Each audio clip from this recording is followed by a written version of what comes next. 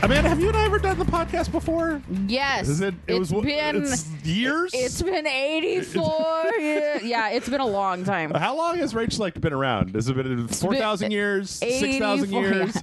Since the inception of mankind? Like, fish came out of the water and it was just Jeff with a beard? Sitting on a couch with a microphone holding it out to the walking fish like, what do you got? What, you got something for me to talk about? Show? Yeah. You got a question for the Rage Select podcast? Welcome back, everybody, to the Rage Select podcast. You're Rage Select. I'm Jeff. I'm Amanda. Amanda, we're trying out the podcast. Yay! We're gonna see how it goes. We got a real star-studded, jam-packed lineup though, because DC FanDome was last week. So we have a lot of Lame. DC FanDome. DC sucks. I'm a Marvel girl myself. I actually watched one of those what ifs. It was okay. I watched a what if episode and was like, neat. I don't need to watch any more of these. I'm fine. Yeah. I'm trying to think of if I watched anything interesting last week, because there weren't any movies. This week, like, Dune is out. I know after this, I'm going to go home, watch wrestling, and then we're going to watch Dune after that, because we're like, yeah. Is there any possibility of, like, Dave Bautista bringing his character from Dune to wrestling, like coming in with that white face paint? I would love for that to happen. The Beast Raban is here. Also, kind of hope it doesn't. Yeah, but it could. RoboCop has been in wrestling before, so it's real dicey. How does that work? RoboCop doesn't have any flexibility. He can't. In WCW, okay, there was a point where like. Some Sting, I think, was like trapped in a cage. Okay. And his buddy RoboCop came in. This is, I think, when like RoboCop was coming out. Came in and broke him out of the cage. So he just had to like walk over and pull like a door off. Wait, was this like the reboot, the Joel Kinnaman whatever RoboCop or whatever that the remake that they made like in the early 2000s? No, this is this is like WCW, Peter Weller, 1980s RoboCop. I mean, it might not have been Peter Weller in the suit, but it was definitely like way back when. This sounds like the fever dream of a 7-year-old on the playground. Welcome to wrestling. You're in jail, and he's like, "Oh yeah, well I know RoboCop," and then he just comes out and breaks me out of jail because he's a cop. Dude, if you want to get into it, like Chucky's gonna be on like Raw next week. Do you know what I mean? Like it's just, and he's been on before. How is that? How does that work? It's crazy to me that it's Brad Dourif every time, and that he's such a great actor. Mm-hmm. And he's Chucky on a WWE show. Is he a full-size Chucky? It's usually, I think, it's like a Chucky doll, like on a monitor. So, like, he'll show up on like the big screen and be like, "Hey, so Chucky doesn't come out and wrestle." No, that would be interesting and scary. I wanted to know the logistics of what it would be like if Chucky came out. If you're looking for the logistics, you shouldn't be watching a WWE show anyway. Okay, that's fair enough. Yeah, I don't think I watched anything last week. I watched Demon Slayer as promised. What? I didn't finish it. Okay, you gave it a shot? Yeah, I'm just watching like a couple episodes at a time because I've been working a lot of like overtime and stuff, so I just don't have a lot of time. But cool yeah, beans. I started it. I promised the kids that I would start it. What'd you think? I like it. I actually genuinely like it. We discovered that there's a problem. John's watching Blue Exorcist on Netflix, and I'm watching Demon Slayer. But I watched subbed, so it's Japanese and it's subbed. John watches his dubbed. Oh yeah. And so every time I put on an episode, it's in English, and every time John puts on an episode, it's in Japanese because it keeps changing because we use the same Netflix account. Okay. So it keeps just changing our preferences. No, I know that because I give my parents my Netflix, and every so often I'll turn it on and there'll be subtitles, and I'm just like, damn it, Dad, turn these off when you're done using them. I do that too. I watch with subtitles, and John will be like, what the fuck are there subtitles, like for like movies or whatever, because I like to have them. So how far are you in? I'm like 6 or 7 episodes in. So you got past the point where we were in the game where they're in the forest doing the training. Yeah, he's on his first mission right now. Okay. We're basically where we stopped in the videos that we did. Yeah, it's awesome. I think it's a perfect like season for it because it's that like it's the right level of like spooky scary. Mm-hmm. It's not lame. No, because there's like 100%. Because there's animes I've tried where people are like, "You love it," and then it's just like a dumb bimbo girl, and I appreciate a bimbo every once in a while, but like I don't know, it's just some of them are just like you guys just really like the the big titty anime dumb girls. shit. Yeah, or like the same thing over and over again. And not that this isn't that, but it just feels like it's enough of stuff that I haven't experienced yet that it feels new to me still. I feel like you're really on the upward slope. I'd be really interested to find out like as you go on, because I feel like from that point forward, it's like every 2 episodes, everything, all the stakes jump another notch, or there's another big thing, because that anime is just so well put together. Well, that's good. I'm glad that you're enjoying it. Yeah, there we go. Finally, somebody else. I've been trying to get Michael to watch Demon Slayer. Michael hasn't watched Demon Slayer for like a year. I told all the anime fans at my work, because there's like an anime segment at work where everyone will just all of a sudden shut down any conversation and all they want to talk about is what they're watching. And I told all of them that I was watching Demon Slayer, and I swear I thought they were gonna cry. They were just like, oh my God, you're finally doing it. And I'm like, all right, I'm not going to talk to you guys about this anymore. Well, it's because anime fans are so, that we're also, nobody will, like, there's so few people that are just like watching anime that like whenever anybody does it, we're just like, oh my God, don't scare them. This might be another person that I can fucking talk to about this shit eventually. It's very funny because if you show any interest to an anime fan, you will get a list of like 8 shows to watch by the end of the conversation. Even if you're like, oh, I've watched Cowboy Bebop. I thought it was cool. They're like, you want to watch something else that's cool? Like, here's this one and that one and this one. This is done by the same person. That voice actor did this. And I'm just like, I did watch the first episode of this one of the new fall animes. That's like this girl that can see like horrible Japanese ghosts, but the whole thing is that she's faking that she doesn't see it. I had somebody tell me about that, and I have not decided. I actually read an online, it might have been like a webcomic or something with the same premise that was also like Japanese. We just have to ignore it. Well, as I understand, it's a comedy, and then it's also super horny at the same time. See, I'm just not sure. I don't know if that's just my vibe right now, but I'm totally not in the mood for that sort of like the horned up. Isn't this cute? I was telling John, like, there are female characters in the Demon Slayer, but I'm just really happy it's not like big titty anime girl, because what it has seemed whenever I like watch over the shoulder of John is it's always like, it is me, the male protagonist, and I have to do this very serious thing for honor, for family, for the weird mythology that we just created for this show, and then it's like, and I'm the girl. It's so fun and lighthearted, and the guy's like, correct, let's go, and it's just what? Yeah. Actually, you know what? Speaking of horny, I like where this is going. This was okay. This is a really strange thing that happened to me, and then we got to go into all the rest of the movies that came out. But on Monday of this week, the internet in my area went out for like most of the day, so I didn't have any of my normal tricks, and I was like, oh well, I want to watch something. What do I have downloaded? And at some point, I think I was drunk. I was like, you know what movie I really want to watch the second time? I want to watch that Kingsman movie with the guy in the glasses and the suits and the doing the stuff. Oh, the one that ends in anal? Yeah, so I downloaded a... I mean, spoiler. Sorry, everyone. No, that's very pertinent to the story. So I downloaded like a rip of it from internet, whatever. Yeah. And that part was excised from the movie. Really? There's like a line where the princess says, like, if you save the world, I'll let you do it in the butt. And it's like that one line was really amateurishly cut like out of that scene, and at the end there's a part where she turns around and like they just made the camera zoom in and like another section looking at nothing. Yeah. And I was like, did they do this for like the Blu-ray or something? I mean, like, that'd be interesting. It was always kind of out of place. Like it always just kind of, it was almost like because that's I believe it's like a Mark Millar. The original is like a Millar thing, and that is a Millar thing right there. For sure. And it was almost like... Yeah, if anyone wants to fuck somebody in the butt, it's Mark Millar. Yes, it's definitely Mark Millar. And it's almost like they scrubbed through the script, but they missed that one Millarism. Like, they took out all the rest of it.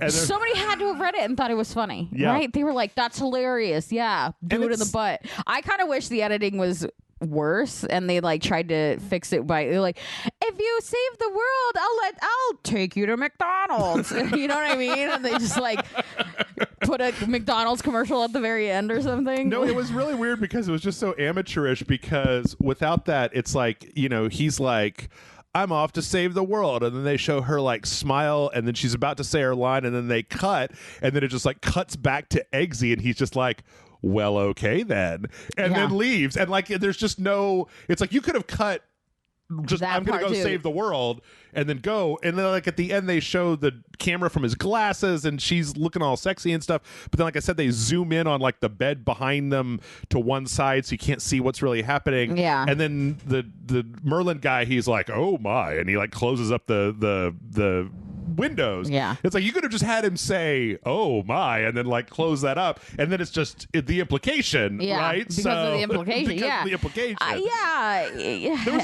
There was a better way to do that. Yeah, I feel like whoever did it was just like, well, I want you to know it was there. It's almost like, well, I wonder whether the part that I got was like somebody ripped it off the Blu-ray and then they edited it themselves and then uploaded it, or if like they didn't have the masters, because I mean, Matthew Vaughn, give me the masters, I'll do it better than that. Like I will make it look better than that. Anyway, speaking of movies, that are no, I don't have any adjectives. I was gonna say that are good, and then I was gonna say that are bad, but Kingsman isn't bad.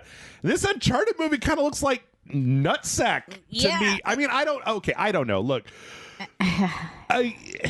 Tom Holland. Okay, I don't know if this is supposed to be a prequel.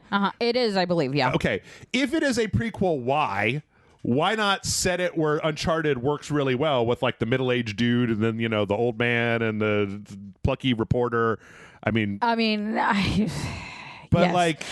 it's definitely a prequel, if I'm not mistaken. It's very like his first little Nathan's first adventure. Lil Nathan.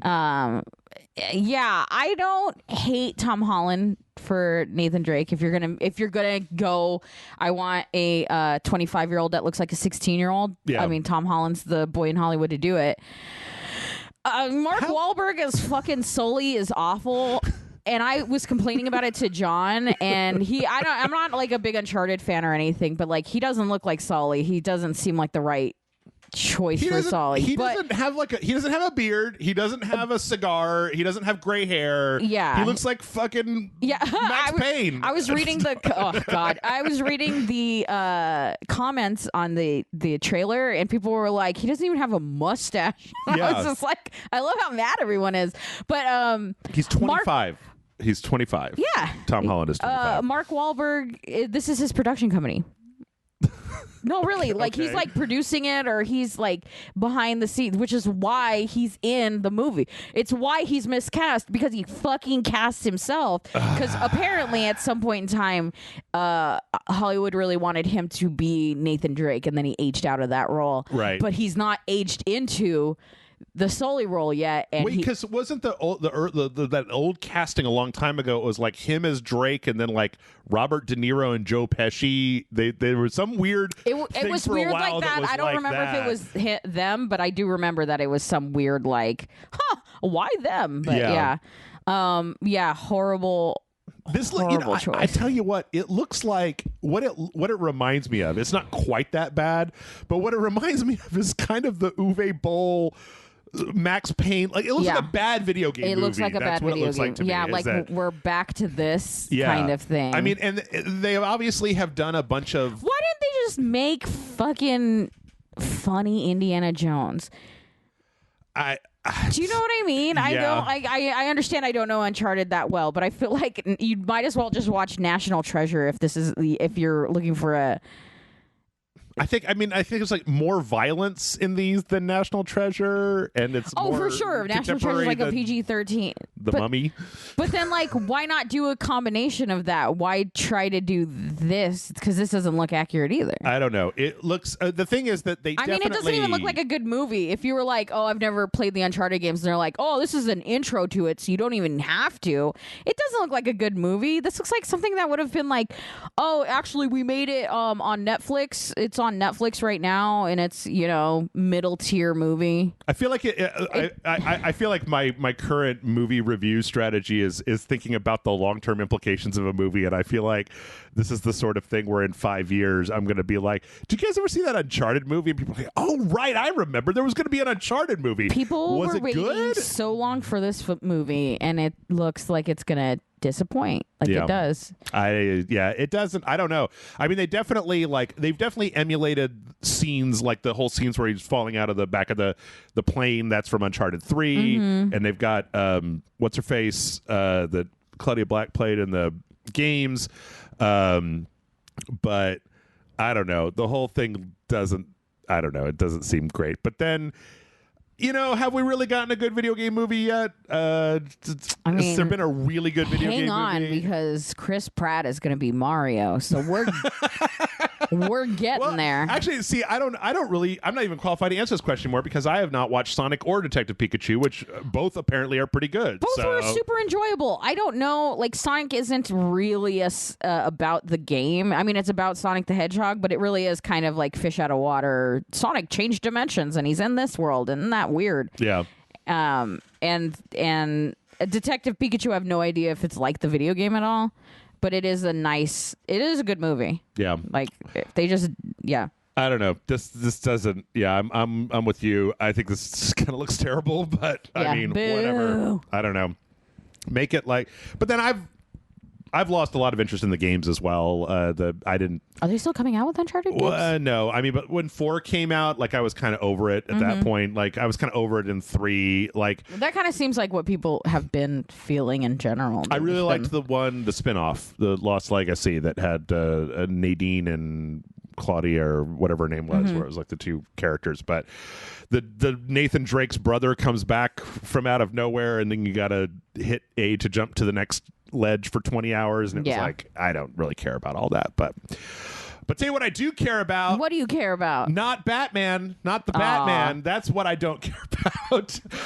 Let's get into DC. We got a bunch of DC stuff. And the Batman.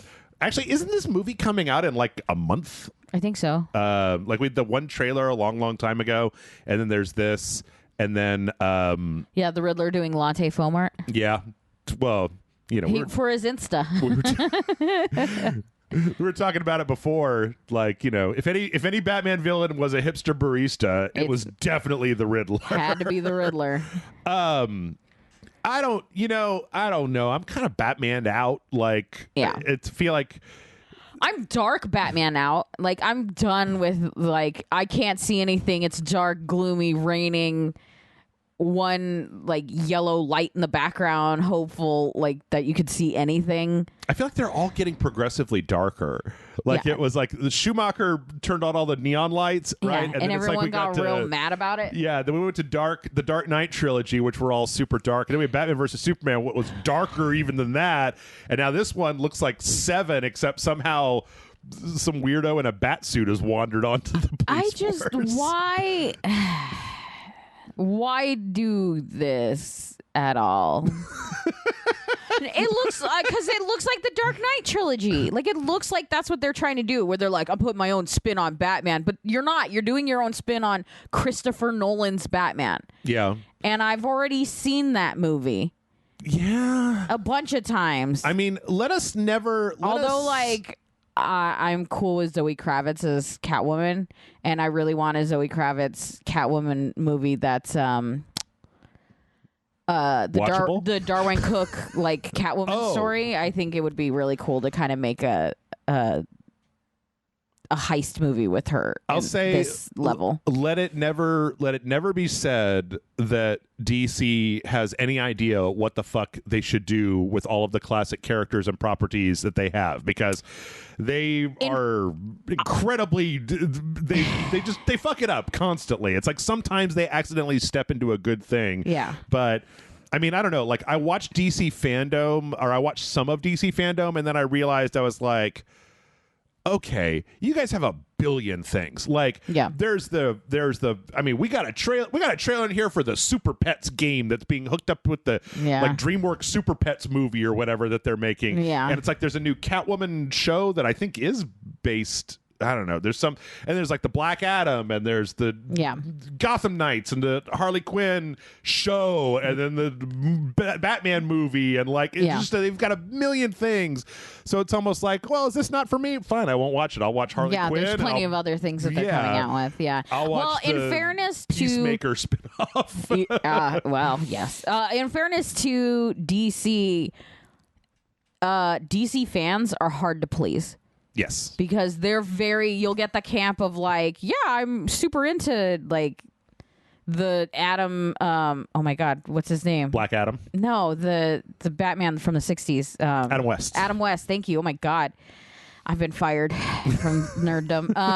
That like people will be like, I love the Adam West Batman, the Batman Brave and the Bold cartoon. I like it when it's like, fun. You could do a lot with that. The Batman animated series wasn't as dark as people imply it was. Yeah. And then you get like, no, Frank Miller only wrote the only good Batman, and he has to be like fucking chewing bullets and no, I mean it's interesting, murder, and it's just like I don't know, it's just not murder, but you know what I mean, like that dark and gritty. Like Batman only works if he's hyper realistic, but in a hyper realistic world where everything is really dark and gloomy, and it's not realistic. It's like a weird militant goth idea. No, it's.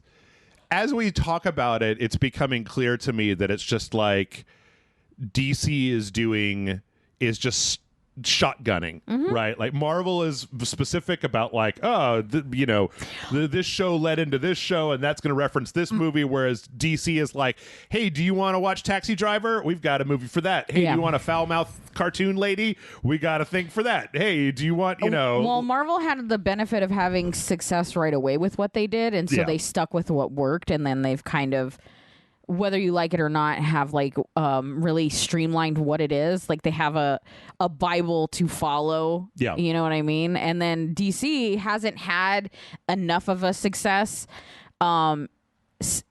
back to back to keep something going for longer than a couple of movies or a series or you know what I mean? Yeah. So I mean they've got all those CW shows, the Supergirl, Flash, and all that stuff. Right, and then those are successful, but they're like or they were successful. I think they're all kind of ending right around now. But like they're I like what the Superman and Lois show, the one where they move back to Smallville, kids and stuff like that. Yeah, I watched a couple episodes of that. And John really likes it. Yeah. John really enjoyed it. Hey, you know what? I'll watch the Batman. Who knows? Maybe I'll be surprised. Like, it's hard to say with the trailer anyway. It's just because the person might be, maybe it's not like this at all, and the person that made the trailer was told make it look like The Dark Knight. You know what I mean? And the color grading's going to be different, and you don't see the giant naked men statues via a la Joel Schumacher that are all over Gotham for no apparent reason. I do notice that there's no nips on this bat suit, though. Then what the fuck is the point? I don't know. Maybe the thing is that,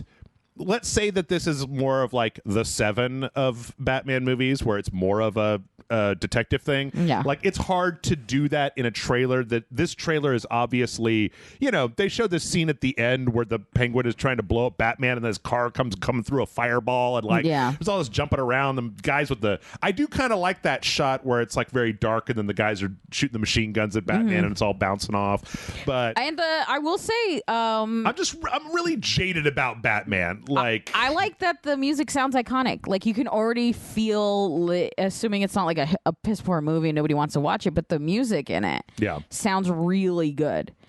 Okay. Oh boy, we gotta go faster. We gotta go faster. We also let's get into the video game stuff. We finally, after a full year or two, I don't even remember how long it's been, we finally got another trailer for Suicide Squad Kill the Justice League, which is the thing that Rockstar has been working on for like a decade now, I guess. Like, the last thing that they did was that VR Batman game, and we got a cinematic trailer. It was like a year ago. I like this because this one is obviously the actual in-game assets for the characters, and they look really good. Yeah. I'm a little hazy about how these 4 yahoos are expected to quote unquote kill the Justice League. I'm assuming that they don't actually kill the Justice League by the end, and they solve whatever's going on. Because, like, I don't know, who's the weakest of the traditional Justice League? Would it be like Green Arrow, maybe? I guess Green Arrow. Non-powered, right? And not quite Batman level, regular person. Okay. Captain Boomerang versus Green Arrow. Yeah. And I feel like Green Arrow has a lot of experience taking down people like Captain, but maybe King Shark versus Green Arrow. Maybe. But I don't see a situation where Jon Stewart Green Lantern is killed by any one of these dumb assholes. Yeah. What if you just like paint yourself yellow? Do you think that would help? I don't know if Jon Stewart's ring has a yellow. I don't know if it has that. If it's the same as Hal Jordan's or if it's... I don't know. In any case, I like what I'm seeing here. I find it really interesting that over the last... I've said this before and I'll say it again, that over the last 4 or 5 years, almost like ever since the David Ayer Suicide Squad, that like since that point, there have been so many Suicide Squad iterations that have made me interested. Like, I did not give any shits about Harley Quinn. And then it was like, then there was the show, and then there's like the James Gunn Suicide Squad movie. Yeah. There's like this, and I'm like, I'm kind of warming up to Harley Quinn. Like, I kind of like her as a character. Where before it was just like, look at her, she's sexy, and now it's like, oh, look at her, she's a person, and I'm like, yay. I loved Harley Quinn when she started, when they first created her in the animated series, and then they went, what if we made her a whore? And then I hated her for a long time, and now they're bringing her back to like, oh, what if she's like an actual character? I think she's we're watching the trailer now, and I hate the scene where they just keep making the Amanda Waller electrocute the penguin over and over again. I'm like, at some point this is like mean. I know they're bad guys, but like, holy shit. Yeah. He's down. He's dead. I wish we'd seen a little bit more like of the actual game. Like more than just cutscenes, for sure. But the art style, the tone, everything about this, I'm in. Like I'm good to go. Oh yeah, it looks like it's gonna be fun. Like weird, maybe stupid fun, but fun nonetheless. Yeah, and actually, it's funny because the thing is that we had 3 different trailers today for we had the Batman trailer, and we have the Suicide Squad Kills Justice League trailer, and now we have the Gotham Knights trailer. And do you know who is the one X factor between all 3 trailers? Batman? The Penguin. Oh, yeah, that's right. Because they electrocute him in the Suicide Squad one. He's giving Nightwing some speech here, and he's driving away from Batman's exploding car in the Batman. You're right. But the Penguin is like the least interesting Batman villain of all time. I kind of like the Penguin. He's just like a gangster now. As long as it's not Danny DeVito, it's great. I just wish one of them would go wag a little bit. Like, just make a little Wario noise in there. So then we also had Gotham Knights. So what's interesting is that when they showed Gotham Knights, the last DC FanDome, they showed a gameplay segment of it. And they actually showed the gameplay, and it was really emphasized as like, this is going to be a 4-player online, persistent open world, like Avenger style, like you and your friends, each one of you could pick a different Bat Family person, and then you can play together against the Mr. Freeze. This trailer, it seems like they were like, but no, seriously, it's actually a single-player game. Look at all the story. Look at all the Court of Owls stuff that we shoved in here. Because they didn't show any real gameplay, and it was very heavily focused on story. I still maintain that unless somebody says something to the contrary, that this is going to be Warner Brothers' misguided attempt to try to make an Avengers style online, a Destiny style game where you play it with your friends, and you got to do the level 64 raid on the Penguins place to get the right gear so your Red Hood can be leveled up enough for the end game or whatever. But I hope not, because I thought it looked good as far as a cinematic, but I don't know much about the gameplay, so I couldn't really say anything about what it's supposed to be beyond that. But Court of Owls is cool, so I was kind of into it in that regard. But I mean, the whole point here is that Batman is dead, and that the rest of the Bat family have to take over in his stead. Which has happened from time to time. So I don't know. I mean, I guess I just wonder whether they'll have the nuts like Rocksteady did to leave Batman dead in this continuity, like they left the Joker dead in the Arkham series, right? Because he died at the end of 2, and then in 3 he was a ghost and all that stuff. So, YouTube, you don't have to show Amanda all the videos that I watch every time. Yeah, now I know. I know. And don't think I'm not paying attention, Jeff. I know you're paying attention. So yeah, I don't know. I mean, again, this is one of those ones where like, obviously Warner Brothers, the company, and Warner Brothers, whoever's the technology people are that are making these various games, like they look really good. Yeah, I was going to say, really good. The cinematic look great. They cut together a really good trailer. But if it ends up being some bullshit online multiplayer nonsense, then I mean, I don't know. I'll give it a try, but I'm just not that interested in that style of gaming anymore. Like, even the best version of that game, I don't think would be appealing to me. Yeah. And I guess the best version is like Destiny at this point. I don't know. I don't even know. Yeah. So there was a lot of other stuff. We're not going to talk about Black Adam. We're not going to talk about I don't know. I watched that Peacemaker trailer. Did you watch that Peacemaker trailer? I didn't send it to you. No, as part of this, because they're making the series with him. It looked pretty fun. It looked a little bit more low rent, but John Cena just appears to be having the time of his life playing Peacemaker. Yeah. And I can't fault him for being so happy about that. I didn't love Controversial Yet Brave. I didn't love the Suicide Squad movie. Yeah. But I think, oddly enough, John Cena as Peacemaker was one of the high points of it. There you go. And then, like I said before, we got the 45-second trailer for the Super Pets. I hope that it's Superman 64, but with the crypto. It appears to be just that. Like it appears to be like a rail shooter, like a Panzer Dragoon rail shooter. Fucking awful. It looks so bad. But hey, they only show crypto, and I'm mad because it says they're right there in the title. Super Pets. Ace, the bat dog, is in there as well, or whatever. Bat cat. I don't know what kind of Ace is a dog. Pet Batman has. Yeah. Yeah, this looks super generic and stupid and like a cash-in for babies. Yeah. Yeah. Which is a shame. But that's fine. Whatever. They can't all be winners, Jeff. Let's see. From there, it's time to talk about the bad stuff. Mm-hmm. We got the bad stuff back in spades this week. A little bit of bad stuff. So Activision Blizzard. Let's talk about Activision That Blizzard. Bundle of fun. Yep. This week, 20 people left Activision Blizzard. It is not entirely clear who or why. I know that's a hell of a story to be bringing out here. But there were 20 people that left. They quote unquote exited. This was reported by Fran Townsend, who said that more than 20 individuals have been, they released a statement that said more than 20 individuals have been disciplined in connection to various resolved reports. It's not clear, again, whether this is like people resigning in protest or people what internal investigations found were acting like dickheads, like dicks, and they were like, get the fuck out. Yeah.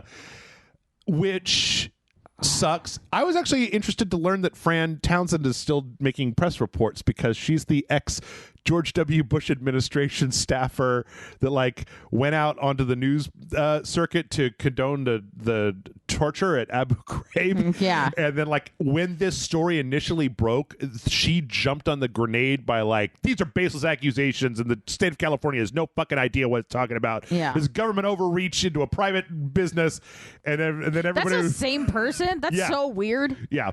And then California department was like, look. Welcome to my evidence. Right. Yeah.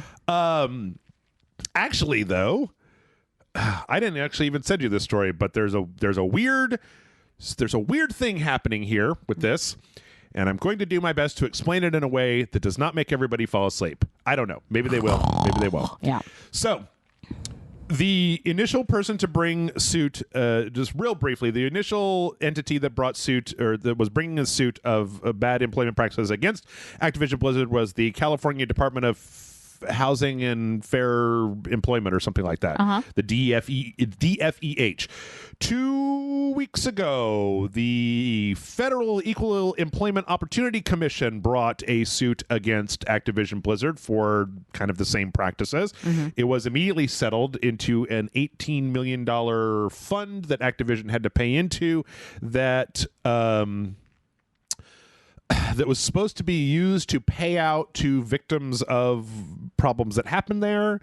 The remainder was then going to be split between Activision's own inclusivity department and like a STEM for girls charity or of some sort. Okay. After this was all done.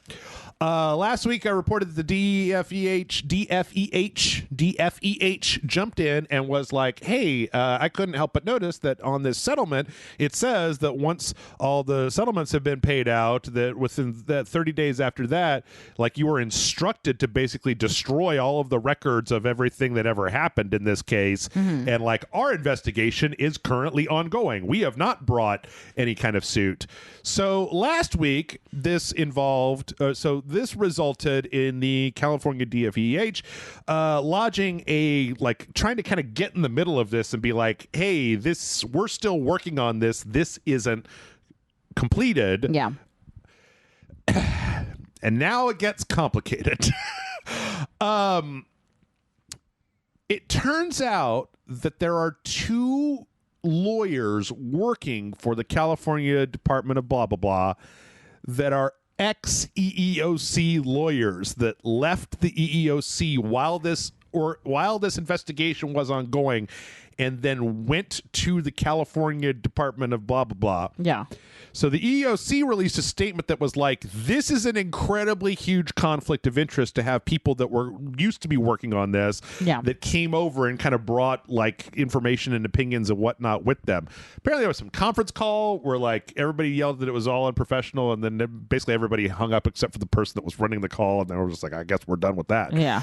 But all that is to say, because we do not have unlimited time in this life, everybody is going to die at some point, and I'm not going to read this entire article out loud. You can go read it out loud. You read it to yourself if you want. But basically, there's a possibility that this conflict between these two regulatory entities might end up kind of fucking up this whole thing. Yeah. Like because the EEOC being a federal agency has more sway, obviously, than a local or a state-run employment commission. Right. That it's possible that if they can because the EEOC's $18 million judgment has been largely seen by people in the industry as toothless, considering, I looked this up, I'm going to keep saying this, Activision Blizzard is worth $27 billion. Yeah. $18 million is nothing. To That's them. why it was quickly settled, because they were like, oh, that's it? Yeah. Done. They brought the suit and settled on the same day.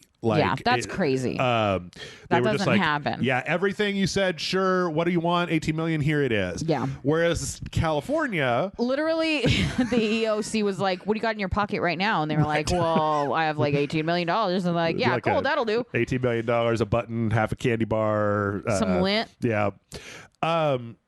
So it appears, and I don't know. Part of me wants to assign nefariousness to this, and it's possible that it could not be nefarious, but the main thing here is that the California institution seemed to take this shit a lot more seriously and want to impose a lot bigger of a slap to them. Yeah. And that it's possible that because of this might end up muddying the whole thing. Like, yeah. Well, if there's anything billion-dollar corporations are really good at, it's getting away on a stupid bullshit loophole. So yeah, there was a whole thing. What is this? There was an ex parte motion filed to try to like stop. I don't know. You guys gotta go read this. It's starting to get into like really, really weedsy territory. Like part of one of these articles that I read was like, by the time this is over, I'm gonna be able to bullshit my way through a law, like an interview at a law firm, and I'm not interested in going that far because we've got a billion other tabs open, and this is not the only. This is not even the only story about a corporation doing some bullshit. But I really, really, really hope that it seems like Activision Blizzard. I've said this before. They seem to be doing that thing where they got caught doing a thing and they want to make it go away. and they're just like, whatever the fastest route is to make it go away. What words do you need me to say to make it go away? And those words, then they're just like, well, no, we're very committed to having an inclusive and healthy workspace. And anyone that has worked for any kind of big corporation for a long period of time knows that it's a change in dialogue and not a change in actual practice. Like, they'll keep doing whatever the fuck they're doing, but they'll be like, but now we say for all people instead of men and women, or we say, we care. Right. We're a family. Yeah. More pizza parties, please. Like, no matter what it is, it's very like, nothing really changes beyond a dialogue. The only hope that I have is that, like, the 20 people that were mentioned before were actually like bad people that did shitty stuff that got ousted. I know that Bobby Kotick is somewhat sensitive to his reputation online. There was an infamous story. I don't know if it's true or not, but I heard it on a YouTube channel of like people kept taking pictures of him and putting devil horns on them and then uploading it to the internet. And so he would go on like a dating app, and then like somebody would put his name into the internet, and the first thing they would get would be like 300 images of him with devil horns on his head. And they're just like, no, maybe something came up. I don't know if I can. And I'm like, man, if the end result of all of this is that Bobby Kotick, the billionaire, can't get laid, I'm okay with that. Yeah. Because I got news for you. I can't get laid. I don't make nearly enough money. Well, and this is like, would drive us into a weird discussion, but like, just to quickly say that, like, this is kind of the reason you end up with the big like the social community punishment instead of the because corporate punishment, like government punishment, or like anyone actually, we've set these rules and you guys have skirted the way around it so that you can exploit people and hurt people, or continue to hurt people, and all you're doing instead of making it better is doing as little as possible so that you can go back to what you were doing, means that the people have to do it. Yep. And I mean, they sometimes you'll love to see it. That's all I'm saying. They hired this law firm called Wilmer Hale that had on their website about how they're super good at busting up potential unions at your company. Yeah. Like, that was one of the services. Are they the same ones the Amazon hired? Because Amazon hired a really big like union buster lawyer. The same place. Who would have guessed? Fucking awful people all stick together. Yep. The best thing I've seen so far was there was a group of stockholders that kind of formed a very small collective, and they put forth a thing that I think was very that was like the only way that I could see the stuff actually getting solved, which was, we are going to put all of your executive bonuses into an escrow account until you can prove that this stuff has been completed, and then you will get your bonuses back, because those are worth way more. Yeah. It's also possible, I've heard this on some podcasts and some other locations, it's also very possible that although this is bad PR for Activision Blizzard, that Activision may really like what's happening right now, because it's forcing a lot of the iconic people out of Blizzard, and Activision hates the fact that it's Activision-Blizzard, that Blizzard isn't just a studio that they can bully and reassign and dissolve and like force people to come to and leave from, and that by having a lot of the big names like Jayon Breck and all those people like leave Blizzard, that Blizzard is being put in a position where they can be absorbed into Activision, which, if it's any indication, means that within 5 years they will all be making Call of Duty Warzone, because every single sub-studio that Activision owns is now making Call of Duty content, and it sucks. Yeah. It sucks. All right.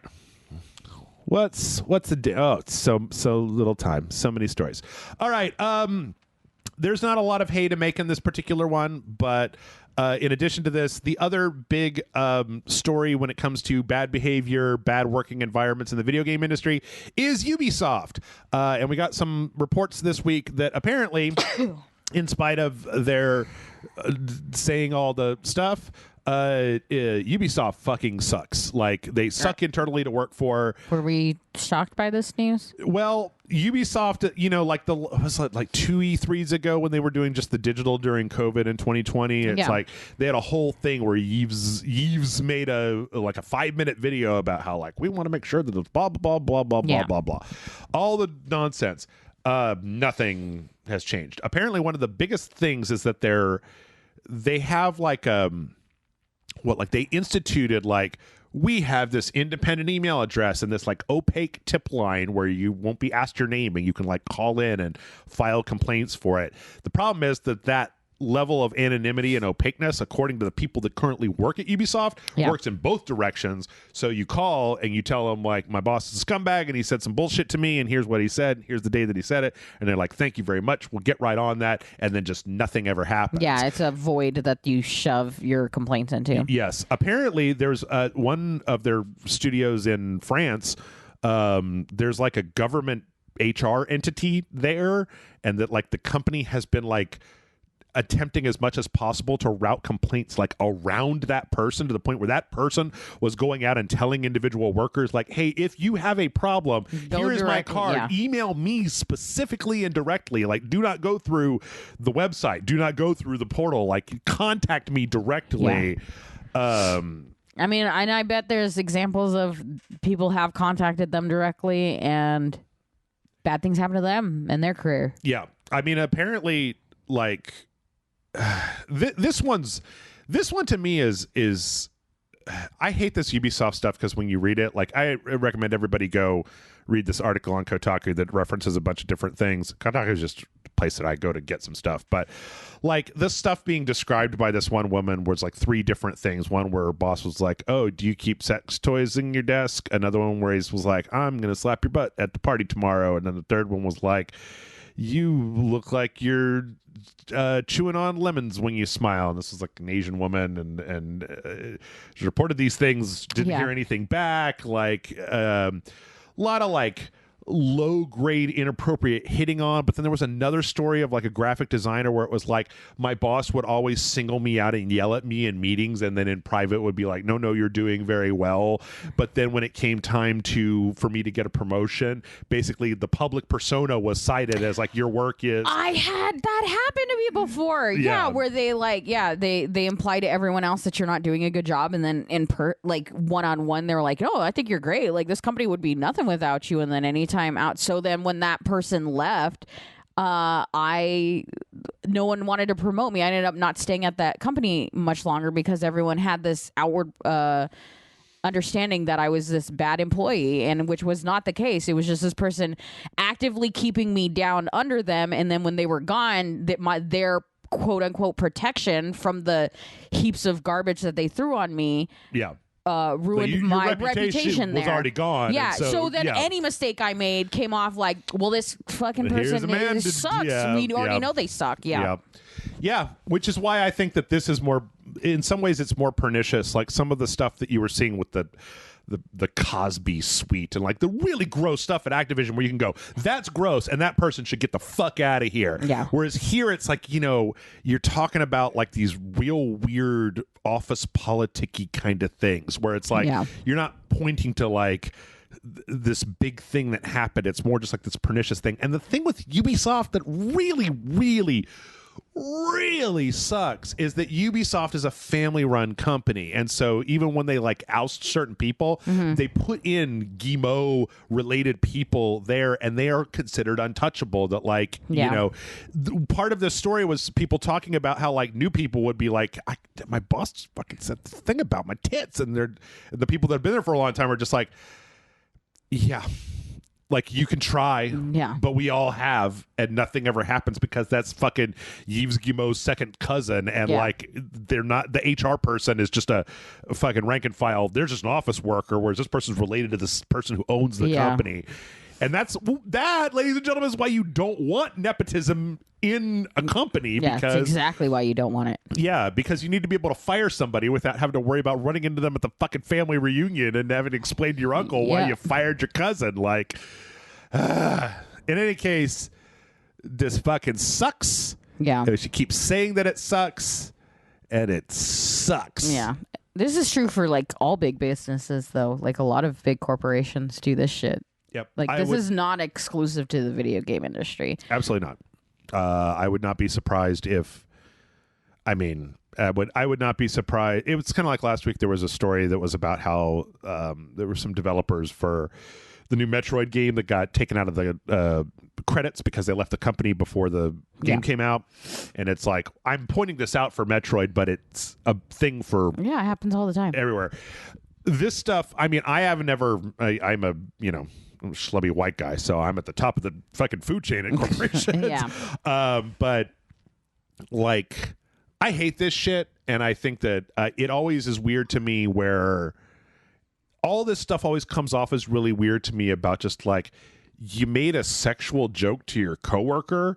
Like, I guess, in the year of our Lord 2021, you're making these fucking jokes. Like, think what you want. Nobody can control your, like, how you're thinking about somebody. Right. As inappropriate or appropriate as that is. But, like, keep it to your fucking self. Like, you're not gaining anything by saying it aloud. I think for me, the thing is that I think I know what it is after a long time. Well, one, I know it's because I'm like a weird fundamentalist Mormon with my hang-ups, even though I don't have any religion. Yeah. But on the other hand, it was like, I never was willing to join the, like, we're a big family. Like, they'd say, we're a big family, and I'd be like, yeah, sure we are. They'd be like, you're coming to the barbecue? And I'll be like, yes, I am mandated to come to the barbecue, so I will come there.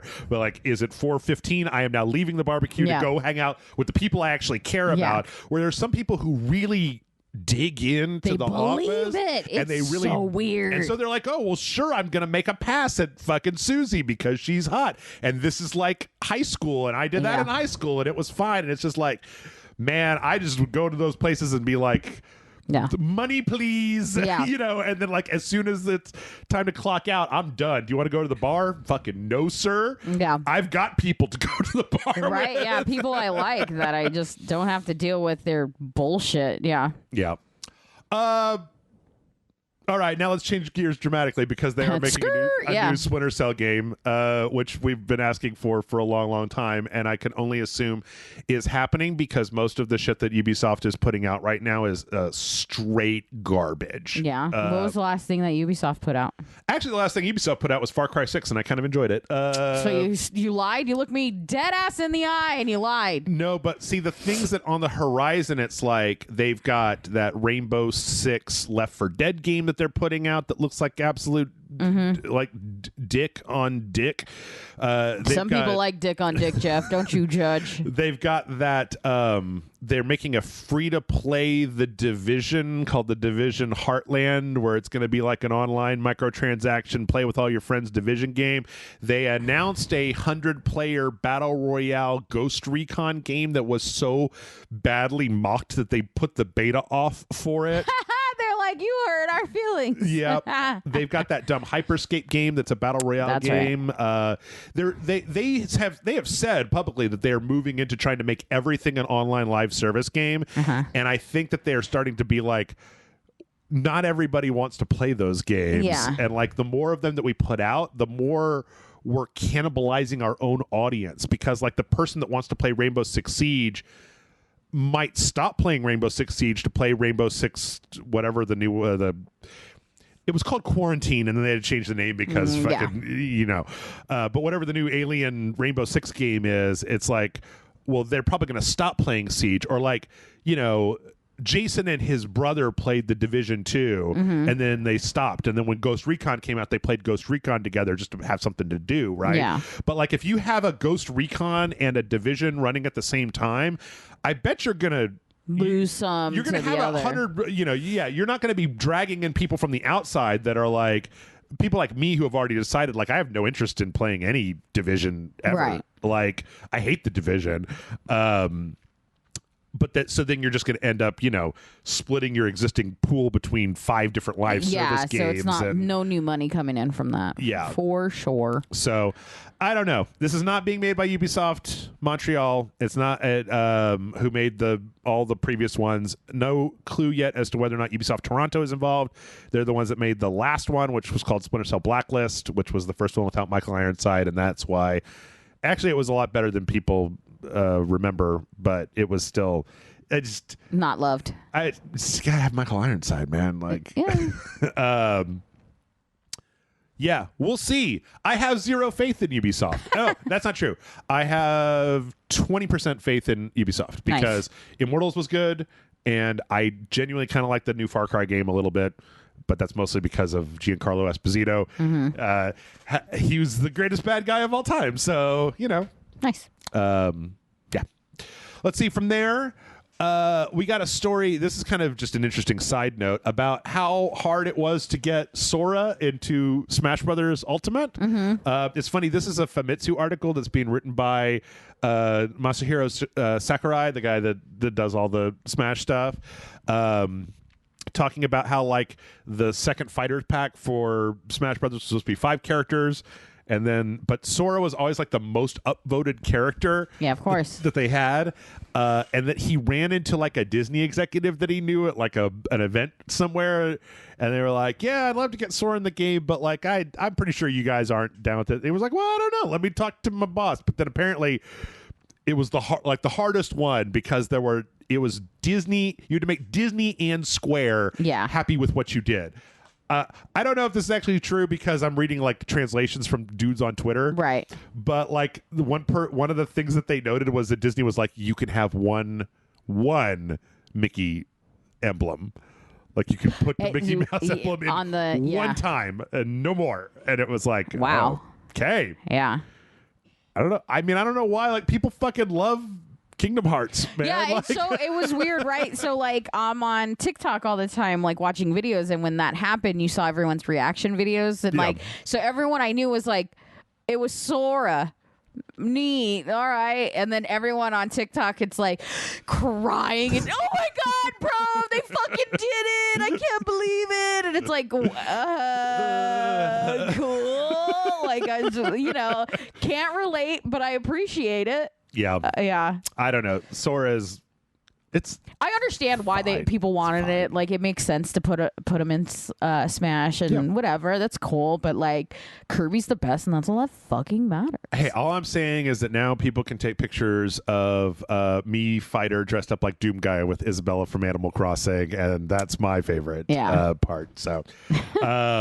But yeah, I don't know. It was kind of interesting reading some of this stuff. And I guess it just goes to show that even for somebody like Nintendo, fucking Square and Disney are both huge and very restrictive. It kind of feels like it would be one of those things where it's like, hey, your fans really want your guy in our game and we're willing to do it. Like, just let us do it. Yeah. We have a reputation right now of doing it right for Minecraft, for God's sake. Let us do it. And then being like, no, you need to send us weekly updates. Yeah. So it's an interesting read. It's worth your time. You go check it out. Let's see. In other Switch news, if you want to get Dying Light in the European Union digitally, you cannot. So why not? Because of Germany. Fucking Germany. Fucking Germany, man. So it's an interesting story and a brief story. Nintendo's European headquarters is in Germany.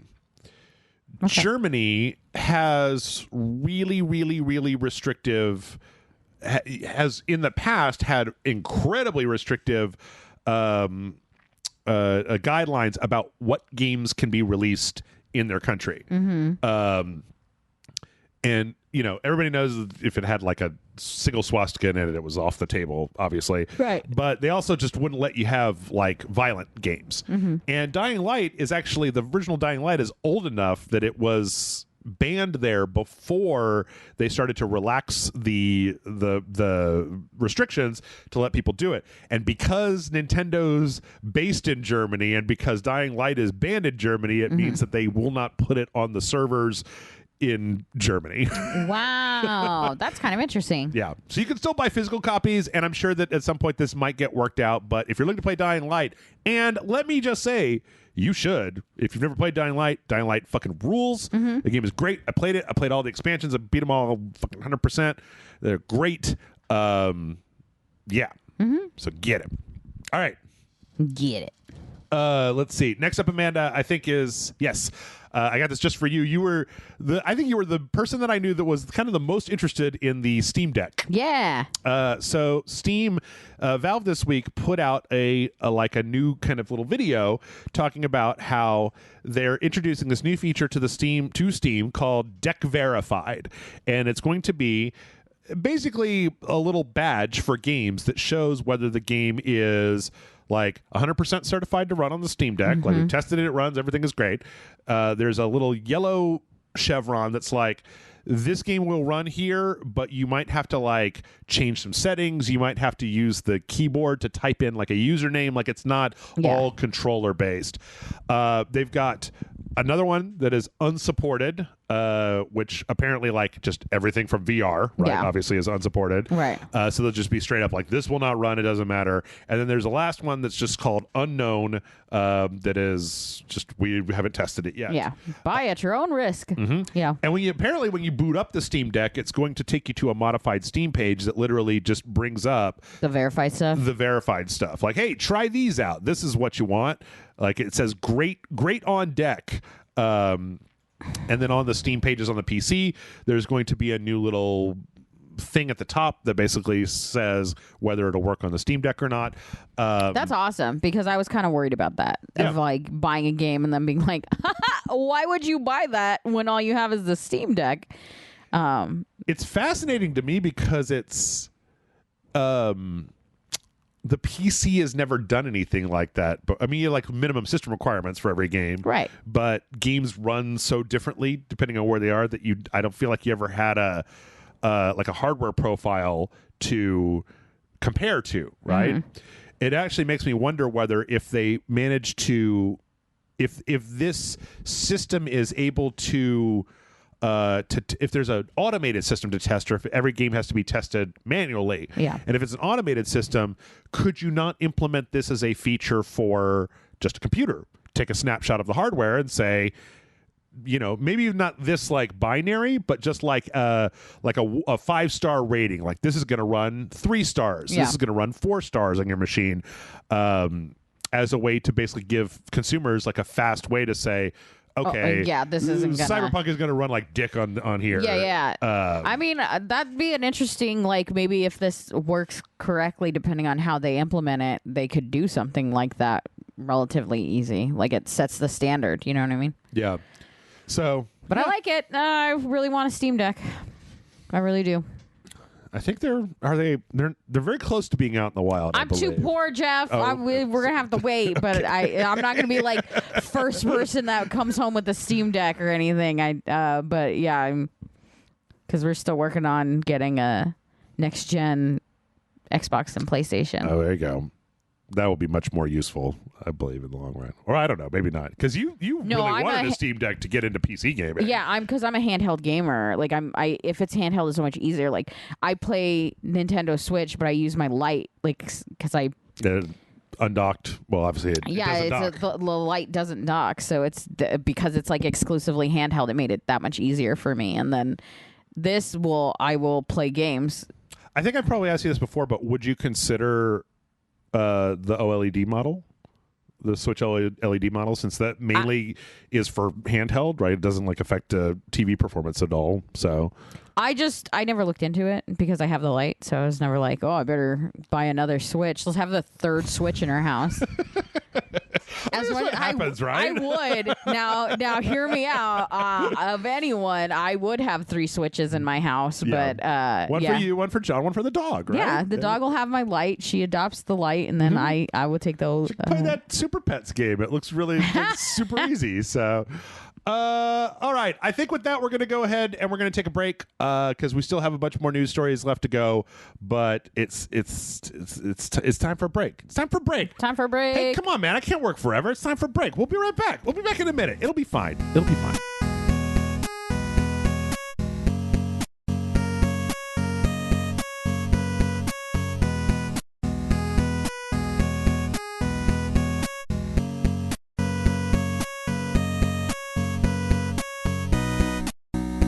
And we're back. Yeah. It's time for more news, Amanda. I'm so excited. Are you how excited? Let's do more news. Let's do some more news. Let's hear what other video game company is. What? Just tilt You're it a little staring bit. at me like I'm doing this wrong. Tilt the microphone. Put the microphone against your mouth. Yes, there you go. What horrible story of people treating each other terribly are we up to now? I think we're mostly done with that. Okay, good. I think we're mostly done with that. We had another Valve story because I always make these things. You put a break between two different Valve stories? I did. Whatever. It's my show. Let's do whatever. All right. Well, sure. So this week, Valve came out and basically said that they are blocking a series of they're basically making it against the policies of Valve to put games with NFTs in them on Steam. Okay. And this is because NFTs are real world, like can be exchanged for real world currency, and Valve only wants they don't want anything that can be taken out of their system and then sold, right? Yeah. Even though that totally already happens with Counter-Strike weapon skins and shit like that. But, right. But there were a couple of different games that were based on either blockchain or NFT stuff. I think the guy that made Rust made this one game that that has something about using NFTs to get additional resources in the game or something like that. I, for one, am glad because I wish that NFTs would go the fuck away. Everyone I know that's an artist hates NFTs. Everyone, I don't know who likes or wants NFTs. I mean, I'll go as far as to say I wish crypto would go away as well because it's some bullshit. I agree with that.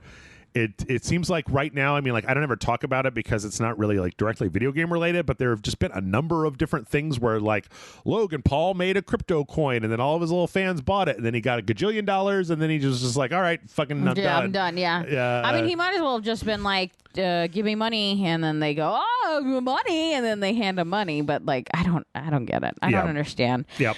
I feel like a fucking boomer. Not to, and that's, I don't get what you young kids are doing.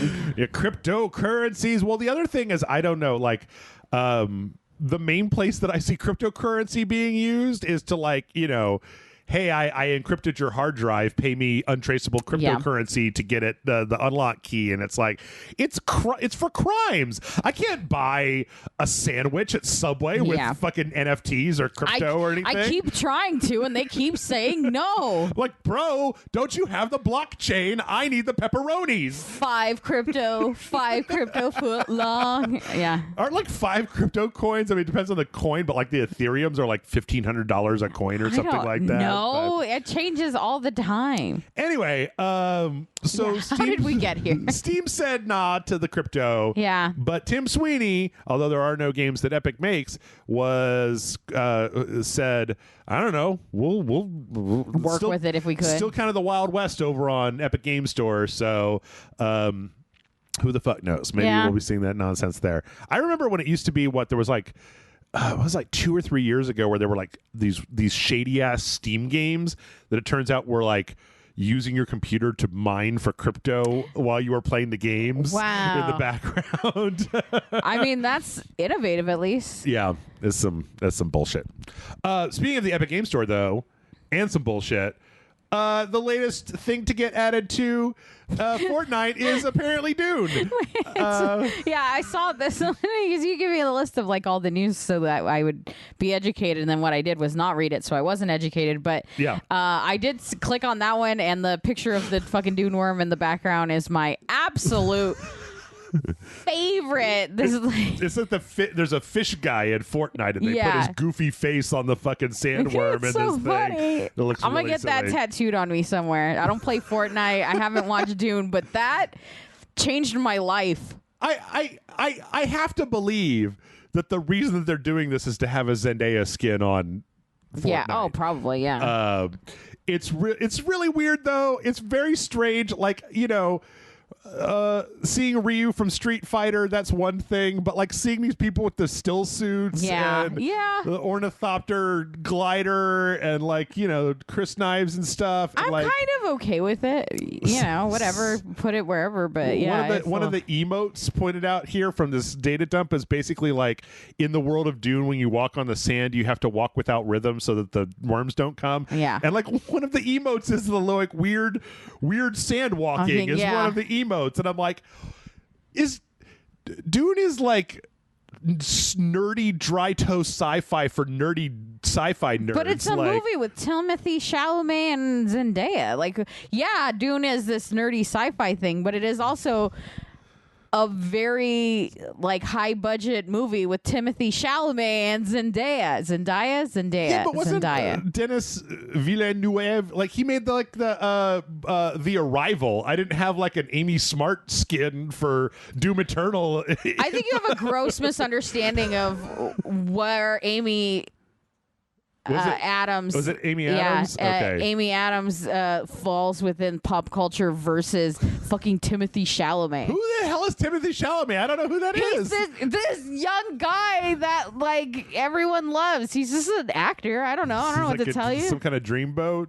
Yeah. Okay. He's in things. All right. I don't remember any of them except Little Women for some reason, but he's in them. I would love some Little Women skins for Fortnite. I would 100% play Fortnite if you put Little Women in it. Get what's her face from Midsommar? Florence Pugh. Florence Pugh with a big machine gun, shooting at a banana in Fortnite. With their little like their parachute's just like a bonnet that they just like fall down from. Yeah. Yeah. Come on, Epic, hire me. I got ideas. They may not be good, but come on. Yeah, when I have them. You're down to putting Dune in Fortnite. Like, I got some ideas. Weird, like, we're going to do a Jane Austen Fortnite pack, and it's... Yeah. Yeah. That's how you get the girl gamer. That's how you get the girl gamers in there. Let's see. Speaking of streaming nonsense online like you do with Fortnite, there was a big Twitch dump. The entire Twitch like servers got stolen. Oh yeah, that was a huge thing. Yeah. And one of the things that came out of that was that apparently there is and I don't really know how I feel about this, so I more just want to talk about, or more want to put it out there to talk about a no ban list of certain people that were on Twitch that were like, basically. If they get reported or whatever, like they have to be manually banned. Like they can't get banned the way that normal Twitch people get banned. So like, how do you get on that list? You to be huge. I mean, it was like the two people they talked about were Rice Gum and Tyler One. I've heard of Rice Gum before. I don't know about Tyler One. And now apparently Twitch came out and said this list is 5 years old. It's different. But I guess I'm just kind of curious about the idea of a no ban list in general and whether people think that, like, I mean, you know, from the corporation's view, right, they don't want big earners to get accidentally knocked off the platform and have to cost them money. On the other hand, I feel like there's a sense on the internet that, like, with stuff like YouTube and Twitch and various types of platforms where it's like, I think people have an expectation that it's going to be egalitarian, that there's like a rule set and then like you follow the rules and you don't get banned, as opposed to like, well, then there's these people that they don't have to follow the rules and they don't get banned. So is this us teaching the new generation that's never the case? Because it's never the case. There's never been a place where it's been like, we're all on equal footing. Like even the early days of YouTube was not that. Yeah. I guess it's just a question of do we think that having a no ban list is a bad thing? It depends on how it's used. Like if it's like you can do whatever you want and murder babies on your live stream, but we're not going to ban you, or is it, you know, just that the like we need to protect our higher earners because we want to make sure they're not just like accidentally banned or something happens and they get banned and it fucks their settings up, their income. I don't know if banning like deletes anything or, you know what I mean? And then all of a sudden they're starting from zero and they go, you know what? Fuck that. I don't want to do it anymore. Yeah. Twitch has had I don't know. I guess it's just for me, I guess it's that Twitch is a mess. Like they're a mess as a all service. social media platforms are a mess, though. But I mean, Twitch is like, I don't know. They've been, they had all that trouble with like hate raids, and they had like all this DMCA stuff where it's just during the best example was that during BlizzCon or something, Metallica played, and that the Twitch stream literally took out Metallica's music because they were like, I have detected a DMCA violation. There have been, during E3, YouTube has put up some of the trailers on the actual, like Sony put up a trailer of the next fucking PlayStation game, and it was banned for copyright because it was like right at E3 while it happened, and they like the algorithm, the like not algorithm, the like automated pulling stuff down for things like that is garbage, and nobody seems to want to fix it. And that's for anything: Twitch, YouTube, fucking TikTok, Instagram. They all have it, and they all just use the worst automated version of it. Well, if you think that's garbage, I do. Just you wait. Okay. Oh, because this week Sony filed a patent. I'm going to be very upfront about this. Sometimes corporations file patents. They don't ever do anything with the thing that they patented. Sometimes the way that the language is in the patent makes it seem more nefarious than what the actual application would be if the company ever went to do it. Anyway, this patent's for baby murders. This patent is for basically like if you're watching a live stream and you can vote people out of the game, the players out of the game of the live stream that you are watching. So like if you think that somebody is not playing well enough, you can vote, and if enough people vote, then they can literally kick the person out of the game. Haven't games done that before? Usually those votes happen from the people that are playing the game, not like just random Twitch viewers who like tuned in from afar and are watching the game. Not just that, but parts of this... Because I've definitely gotten kicked out of a Call of Duty for talking shit.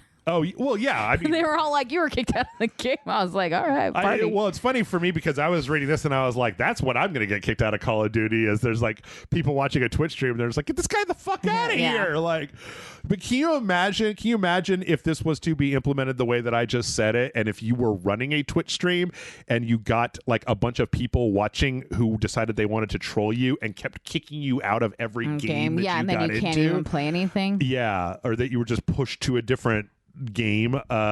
There has to be a way to not cheat that.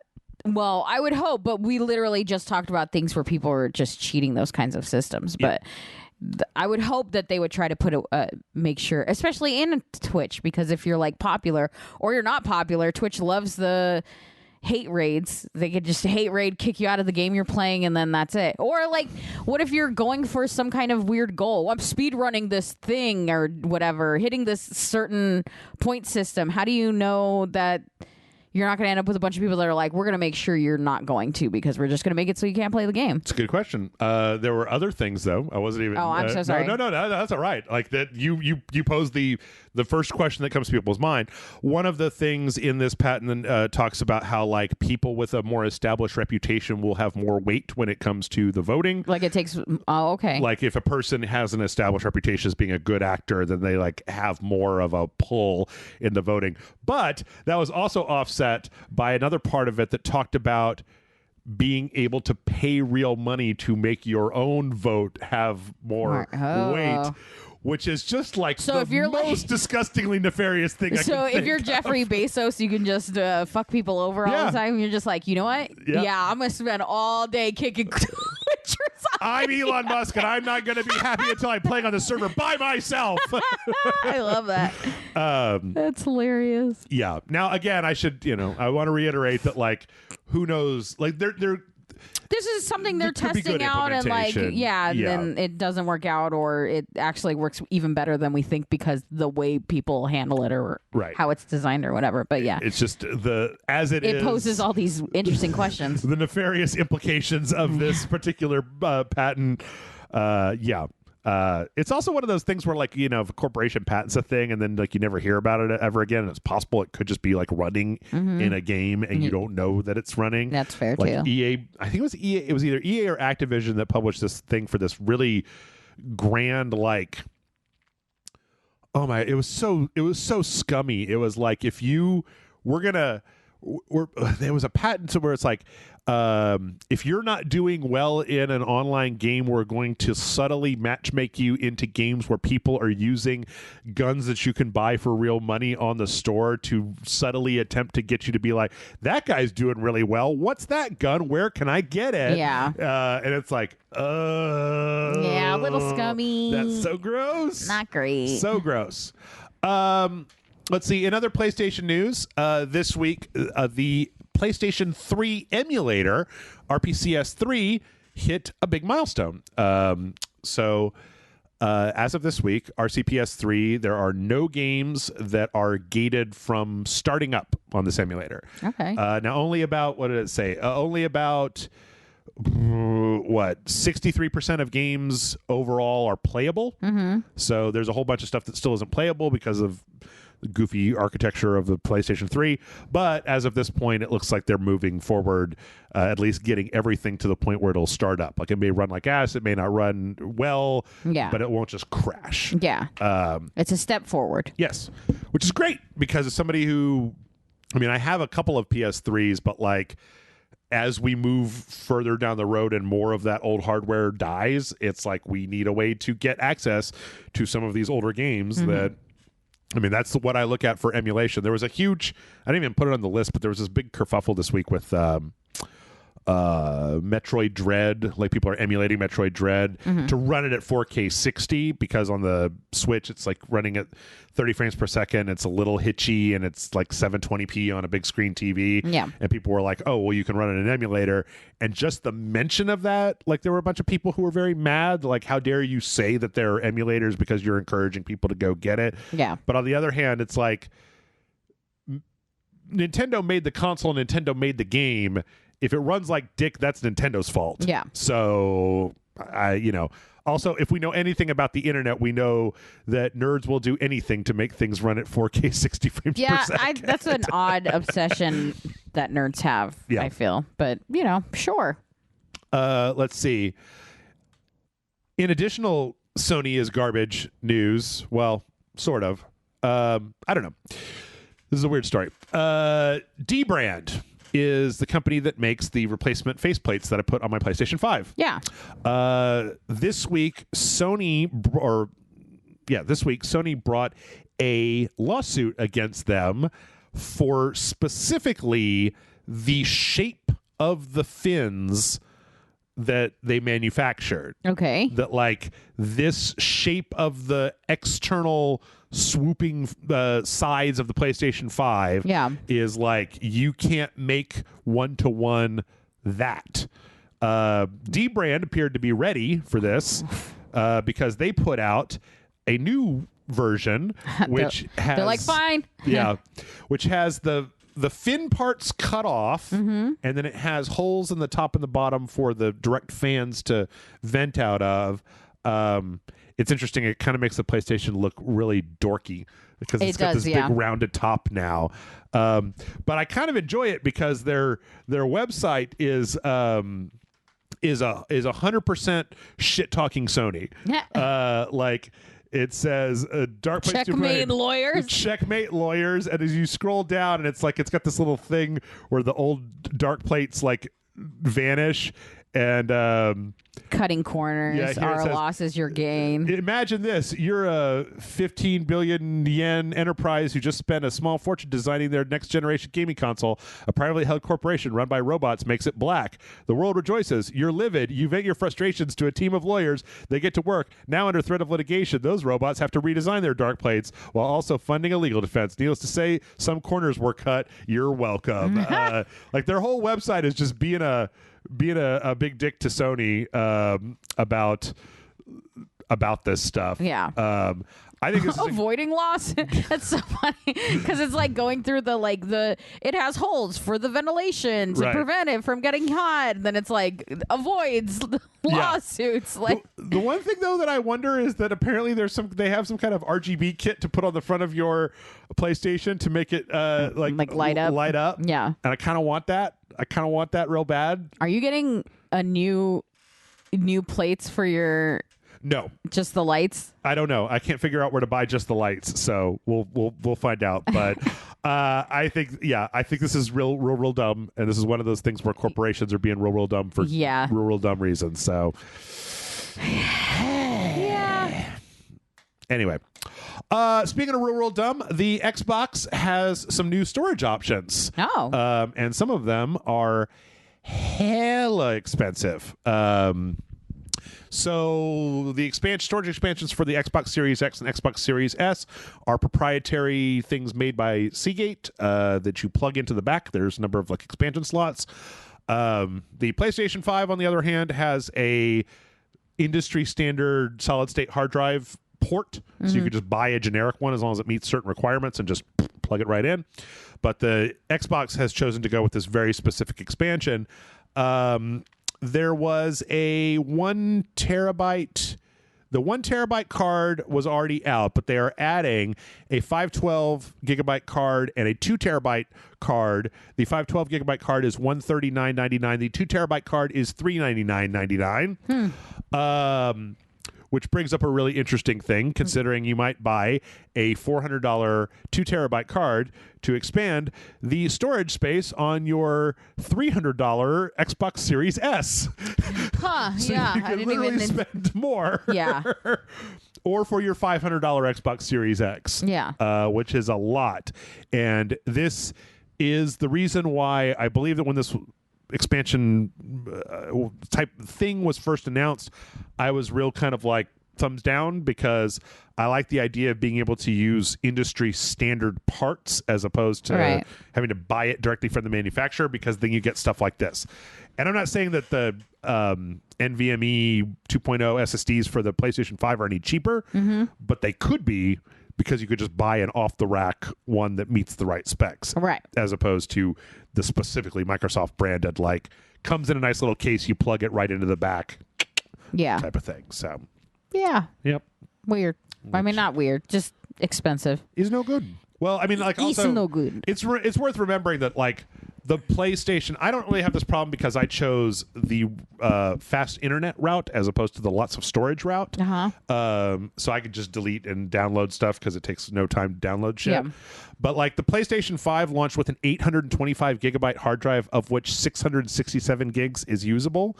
And the Series X launched with a 1 terabyte drive, which has 802 gigabytes of space. Okay. So if you're looking to keep a bunch of games that you're playing, if you've got Destiny and Avengers and all these things all installed at the same time, like Michael does, then having a storage expansion might be very necessary. Yeah. I don't care, but for me, I'm more than happy to just delete shit off and then download new stuff, but that might just be me. Yeah. Guess it depends on what your needs are. In other bullshit Xbox news, go on. Last week it was announced that this week the Xbox Series X mini fridge was going to go on sale at Target for $99. So when are you getting yours? It's already here. Never, because it sold out in 15 minutes. Yeah, of course it did. People thought it was so funny. Yep.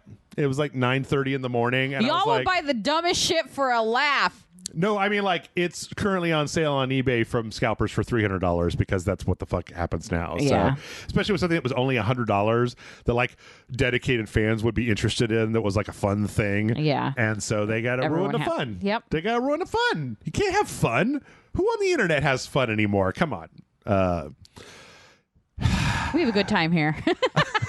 I was not about to set an alarm and try to wake up in the morning and fight scalpers to buy a fucking mini fridge. I don't even want a mini fridge. Yeah. I just like the idea, and throwing away $100 on something that I could put in the corner and fill up with beers or sodas for people to come over to record with me was kind of a fun idea. But like, I'm not going to fight for it. Yeah.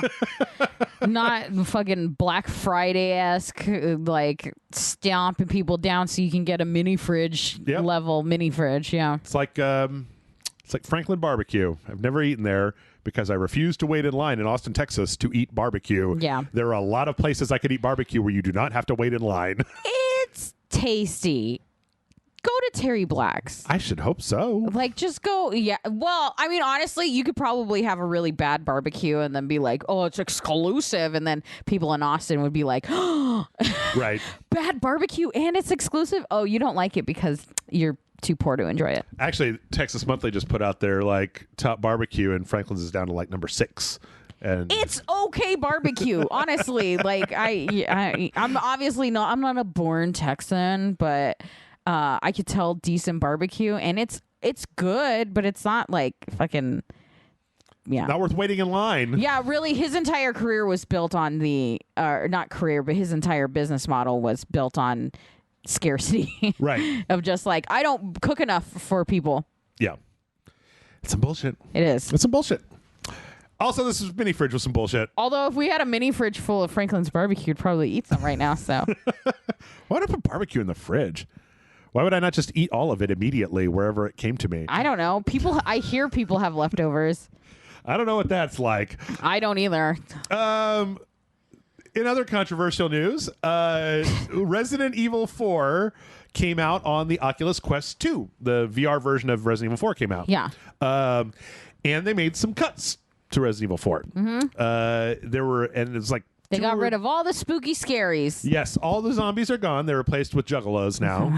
No. Oh, that's added new spooky scaries. So, okay, I'm of two minds about this, but let me describe what it was first. Sure. There was like 3 different things, and they're just sex jokes. They're sex jokes from Resident Evil. Mm-hmm. One was when there's the guy that's like a spy or something. He's got an accent and the hair and the fancy vest or whatever. Okay. And like he meets up with Leon and Ashley, and he like looks at Ashley's chest and is like, "Oh, the president installed ballistic missiles on his daughter, I see." And she's like, "You pig," and slaps him. Mm-hmm. There was some part in the game where you could look up Ashley's skirt. I don't really know because I don't bother looking up video game people's skirts, because you can do a Google image search and look up regular people's skirts if you just really want to. Porn if you just want to. Yeah, porn is free and it's everywhere. And then the last one was that at the end of the game, Leon makes a pass at the Hunnigan, the lady that talks to him. He says, "You're cute without your glasses. Maybe we should go do some overtime work at my place." I'm not a zombie, but I'll eat some human flesh. Wow, that is the worst pickup line I've ever heard. So these things were removed from the Resident Evil 4 Oculus thing.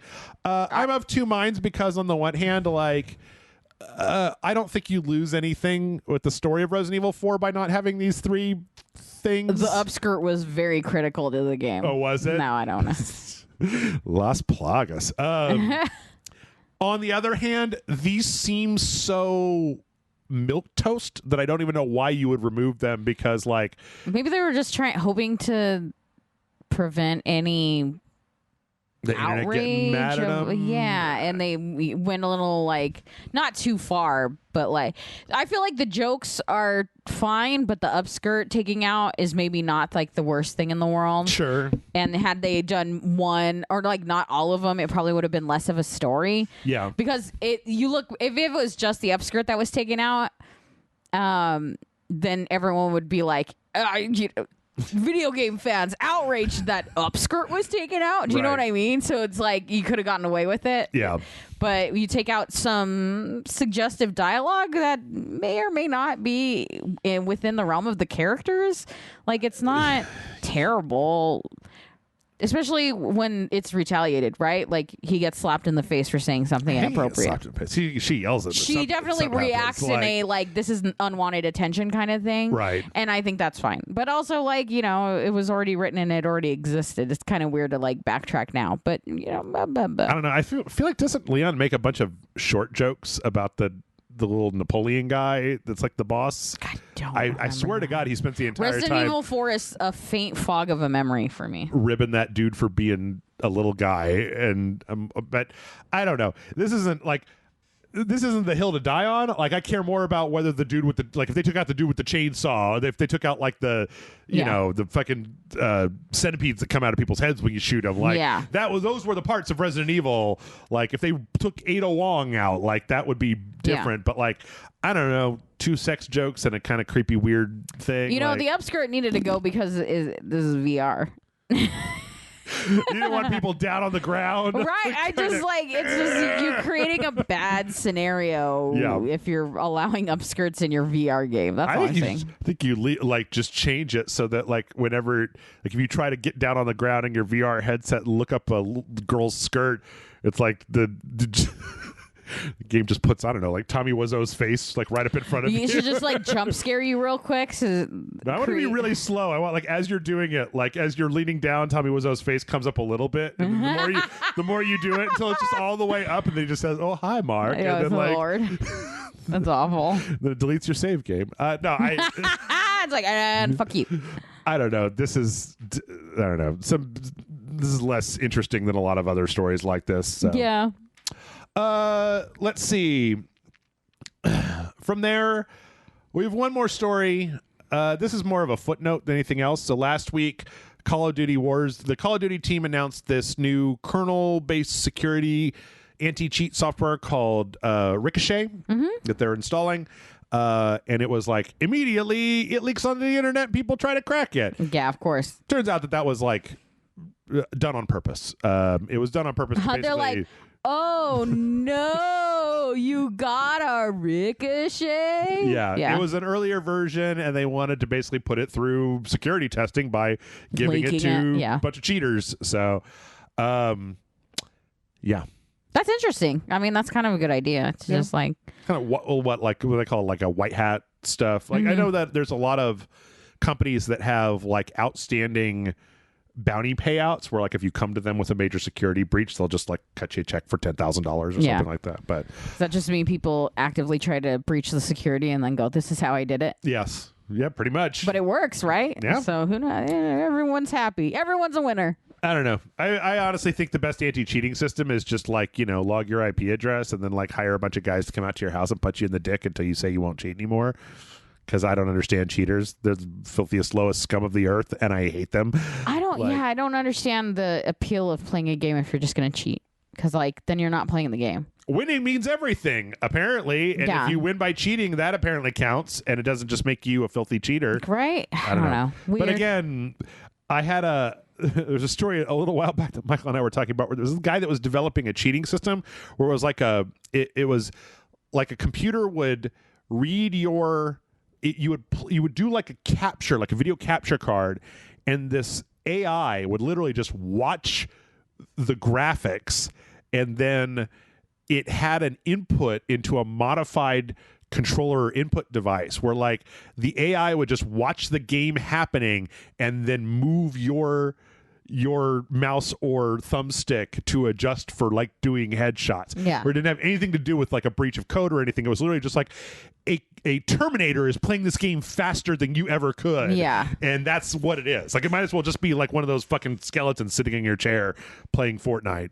So, which I just have to assume that that's actually happening. I don't Got killed by another one of those Fortnite skeleton robots. Fucking Fortnite skeletons. Oh, yeah, we do have one more story before we get into the full-on trailers. Elden Ring put out a trailer for the closed network test. This is something that's happened with all of the Souls games, is they always have a big network test where they have a small portion of the game to test out the net code. This one's going on from November 12th to the 14th, and you can sign up now. you better believe that I've already signed up. But I never really care all that much about these because they're always like very multiplayer centric. Yeah. And that's not my bag when it comes to these sorts of games. But I don't know. We also got news that Elden Ring has been delayed into the busiest video game month of all time, February of 2022. It's always a blast. Yep. So this year is like crazy. Like everything got delayed to February of 2022. Yeah. Elden Ring was supposed to come out January 25th, and now it is going to be February 22nd. So, you have to wait another month. But a whole nother month. Fuck that. Until you're within like, I don't know, 15 days of the game coming out, it just doesn't exist to me. It's just nebulous ether. Yeah. So. Oh, hey, we're almost 15 days, all right, we're less than 15 days away from Guardians of the Galaxy. That's pretty exciting. Oh. Let's see. From there, we got, actually, this is kind of a little bit of both. I keep saying that we're almost done with news stories, but it's all news stories. We got there was a story that came out that talked about the actual enhancements that were going into the Grand Theft Auto trilogy that's coming out. It was November 11th. And they talked about how they've up-res, but they've also done like work on the graphics for the game. They've also made, this is the thing that was most important to me, they're redoing the controls so they feel like Grand Theft Auto 5. And I'm like, yes, that is all I wanted. But I didn't send you this trailer, Amanda. I don't believe I did. Or maybe I did. You might not have sent me the trailer, and I just saw on Twitter like people talking about it. Did you watch it though? No, I don't like Grand Theft Auto. Okay. I'm a piece of shit and I don't like Grand Theft Auto. No, I'm really interested to see what you think, because the thing is that the old Grand Theft Autos, like the faces of the characters were very like low detail. Yeah. And so in this very sharp remaster, they look like Team Fortress characters. Now that the blur is off of them, they have a very weird, exaggerated, cartoonish look to them, as opposed to looking quote unquote realistic, because they had very like almost like caricature features. So now like that actually it looks a lot better than I thought it was going to. It looks good. Yeah, I'm not gonna lie. But the individual characters, like especially when you get up in their faces, which Grand Theft Auto does a lot, they have these really weird like faces. And it kind of works. Like, I mean, the only way to quote unquote fix it would have been to go back and like redo the entire everything game. Yeah. So it kind of works in the context of what it is. But like, I think this looks really good for a pack of 3 old games. Yeah. It's better than I've ever seen Grand Theft Auto, the old Grand Theft Autos look with like mods and stuff. Like the lighting is nice and kind of soft, but the textures are sharp. Yeah, there's some, like you look at in that particular scene where they're doing these kind of wipes, you just look at like what that 7 looked like, and now it's very crisp, like on the back of the guy's jacket. Even just the lines on the shirt that he's wearing, you can see them where they're not like zigzaggy, like blurred out. And there's definitely some like kind of the background details look good. This looks good. I'm in favor of this. It looks great. I wonder if people are mad about the caricature-ness of it. I think it's the internet, so probably. Yeah, half the people love it, half the people hate it. There's no other way around it. Yeah. I don't know. I was just looking at this on game trailers, and the first comment that came up was from Trash Panda that said they made the remastered graphics look like an art style, and honestly, that's probably the best way to do it. Yeah, agreed, 100%. Right. So. Let's see. Speaking of Grand Theft Auto, we also got a new trailer for Saints Row. Yeah. I'm a little concerned because this, I believe, is the 3rd trailer that they put out for Saints Row in the last couple weeks. And like at the bottom of all these trailers, it's like pre-alpha gameplay footage. Is the product still in development? But I'm starting to believe that like because of how much they're showing and how much of this seems semi-finished, that like this is mostly done in the art style, and that it's not going to look dramatically different than it does here. Yeah, because the way it looks here is it kind of looks like a PlayStation 3, like a good PlayStation 3 game, but like I don't know, it's a little sparse, it's a little basic. Like it reminds me more of that Grand Theft Auto remaster trailer than it does of like what I expect. Or it looks a little empty. Yeah. Yeah, like, I don't know. They made lived-in worlds without any people in it. Right.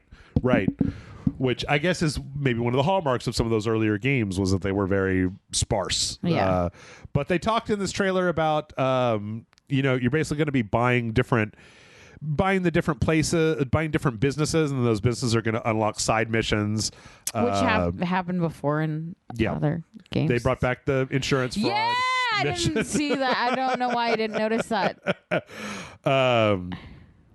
Yeah, like the costume store lets you rob banks, and there's a variety of different things that you can do.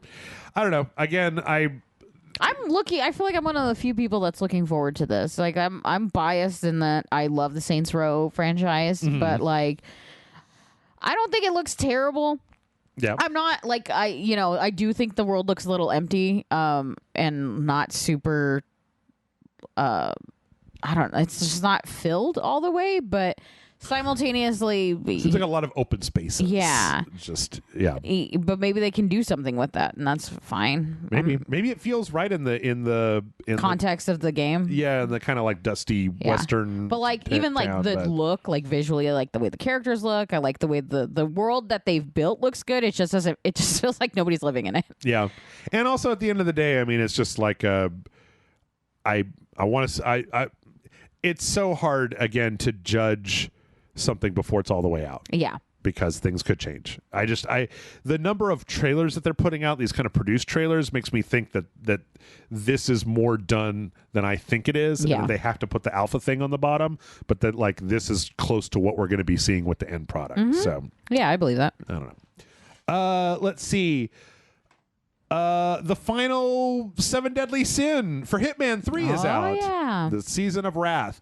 This is weird because all of the Hitman levels, all of the seasons of the 7 Deadly Sins have gone through different levels. Like the first one was in Dubai and the second one was in okay, so this one is the last one and it should be on the Carpathian train, but it's in the English manor instead. Oh, yeah. The Knives Out place? Yeah, and it's probably because the Carpathian train is just too small to do anything really interesting with. Kind of makes sense, yeah. It appears that, like, from this trailer, there's going to be a lot of, like, commandos calling for reinforcements, and this one's going to be a little bit more action-oriented than some of the previous ones. I'll be honest, I have not played hardly any of these. They have all been... I bought the season pack. I tried out a few of them. I have not liked any of them. Really? I haven't even played all the way through any of them. They're very gimmicky. They're very much not... They don't really play into the way that Hitman plays, so it's not like you're getting more Is Hitman. it kind of just we have the assets, so we're kind of making a different game with it and then just saying it's... Sort of, a little story. This looks, oddly enough...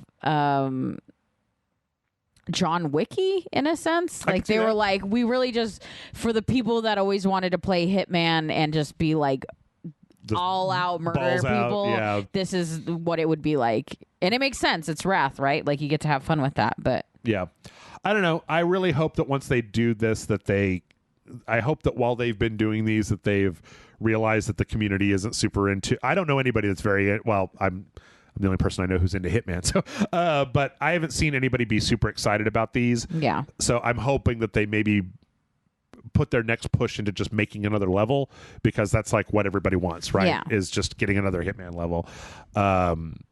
So even though, again, as I said before, you and I played through Hitman 3, it wouldn't make sense to put a level in after, and it wouldn't make sense to put a level in during, because of the way those missions chain together. Yeah. It wouldn't make any sense between the mansion and the nightclub for there to be a mission, because there's a sense of urgency with what happens at the end of the mansion and the beginning of the nightclub. Exactly. So it wouldn't make a lot of sense. But who knows?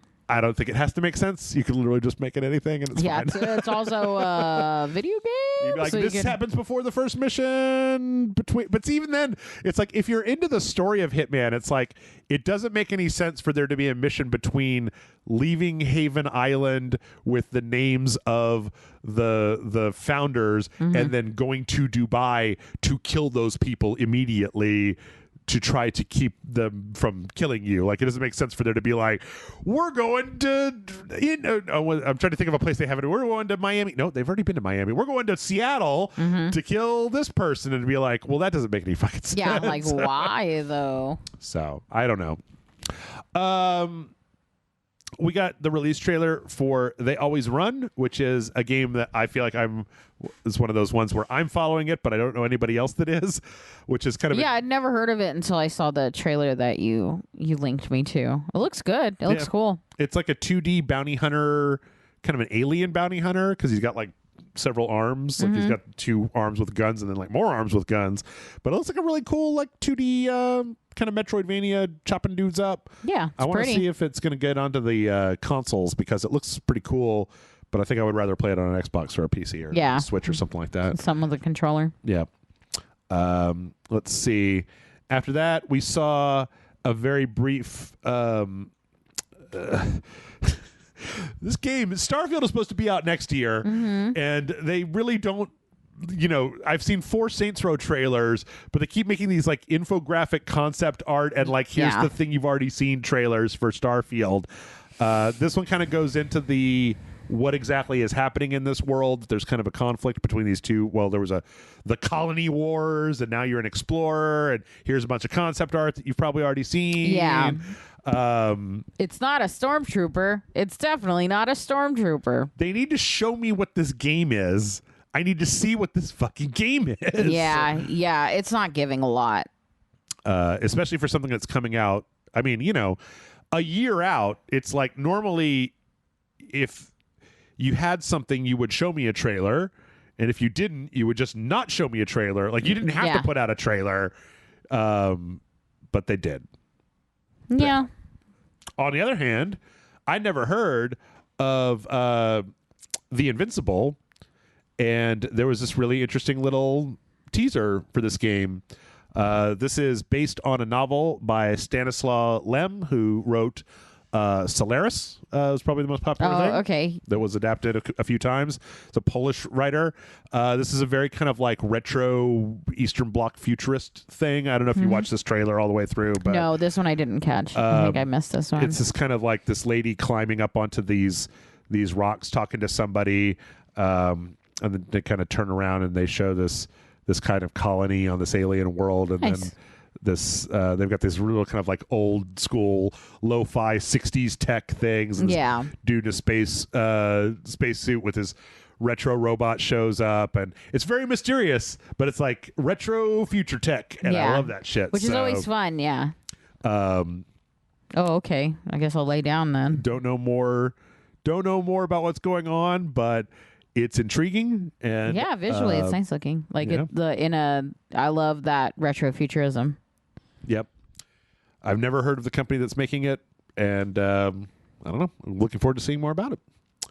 Yeah. Let's see. I do know which company makes No Man's Sky, and apparently they just put out a trailer for Emergence, which... Have you jumped back into No Man's Sky since like initially playing it? No. I tried it that one time with you, but that was pretty much the last time. And even that feels like it was forever ago. Yeah. This update, apparently in time for Halloween, they put out this trailer with all this visual glitching and stuff. I think the main thing for this is that you can ride on the big flying sandworms now. So you could. They're like, you like Dune? Right. Hey, don't play Fortnite. Come play our game. Yeah. That's cool, though. Those look awesome. Yep. That glitching is going to give me a seizure, though. Yep. It happens way too often in this trailer. Yeah, they did a little too much. But it looks cool. Like, what I can see when I'm not spazzing out looks neat as fuck. I've heard great things about No Man's Sky, that, like, it's gotten better and better and better as time has continued. But, like, would I give it another chance? No. I don't know. Do I want to ride those worms? Kind of. It's still... I think that the thing that I'm still missing is, like, it's still mostly about survival, and there's not really very much shooty pew pews. Was it supposed to be a shooty pew pew game? No, but because I thought it was like a space exploration game, right? Yeah, I'm just. Or am I misremembering? Well, now it's got a lot of other shit in it. It's got like the colony building and the getting your own spaceship and kitting it out and doing like runs between resources and places. I wonder if that's the natural progression of fixing a game while playing it, and the only people that are staying with the game only like a certain type of gameplay. Possibly. Where like maybe the shooty pew pew people were like, no, I can't fuck or fight anything. I don't want to play it. And so then now it's just like the people that are like, well, I really like that. It was kind of like this, go and investigate this alien and that alien. And so they've just kind of built up from that. I mean, I know there's other stuff in there. It's like, they were like, oh, you can have a mech suit now. And I'm like, okay, who do I punch with the mech suit? And they're like, what? No, it helps you break rocks. They're like, oh, no, it's for surviving on really dangerous worlds. And I'm like, uh-huh. Okay. Yeah. All right. I mean, there's a whole market for survival games, though. Yeah, that's true. And not everything is for you, Jeff. That's true. That's true. That's why I don't complain about its existence. I'm more just like, hey, you nerds do what you feel like. Man, I'm going to be over here shooting stuff. Doom Eternal's getting a horde mode. We have great times with the horde modes in Doom. I put this in because I wanted to just say that we're not going to do it. Oh, no. More, I wanted to just say that, like, I guess that what people liked about Doom was not what I liked about Doom. Yeah. Because, boy, they leaned into it with Eternal and the whole very specific skill shooty system. And they're leaning into it even further with this free horde mode. And I'm just like, I could not care less. No, thank you. Yeah. Hey, this level has 12 who were those guys? Who were the assholes with the dog and the axe that took forever to kill? Martyrs? No. Guardians or something like that. Those assholes. Bunch of those assholes. I can't retain information. I don't remember what they're called, but I hated them and I want them to die. Me too. Speaking of hating stuff that you want to die, we got a trailer for Tiny Tina's Wonderlands. Yeah, it's funny. There's nothing about this should be something I don't like. I am so not interested in this. Yeah.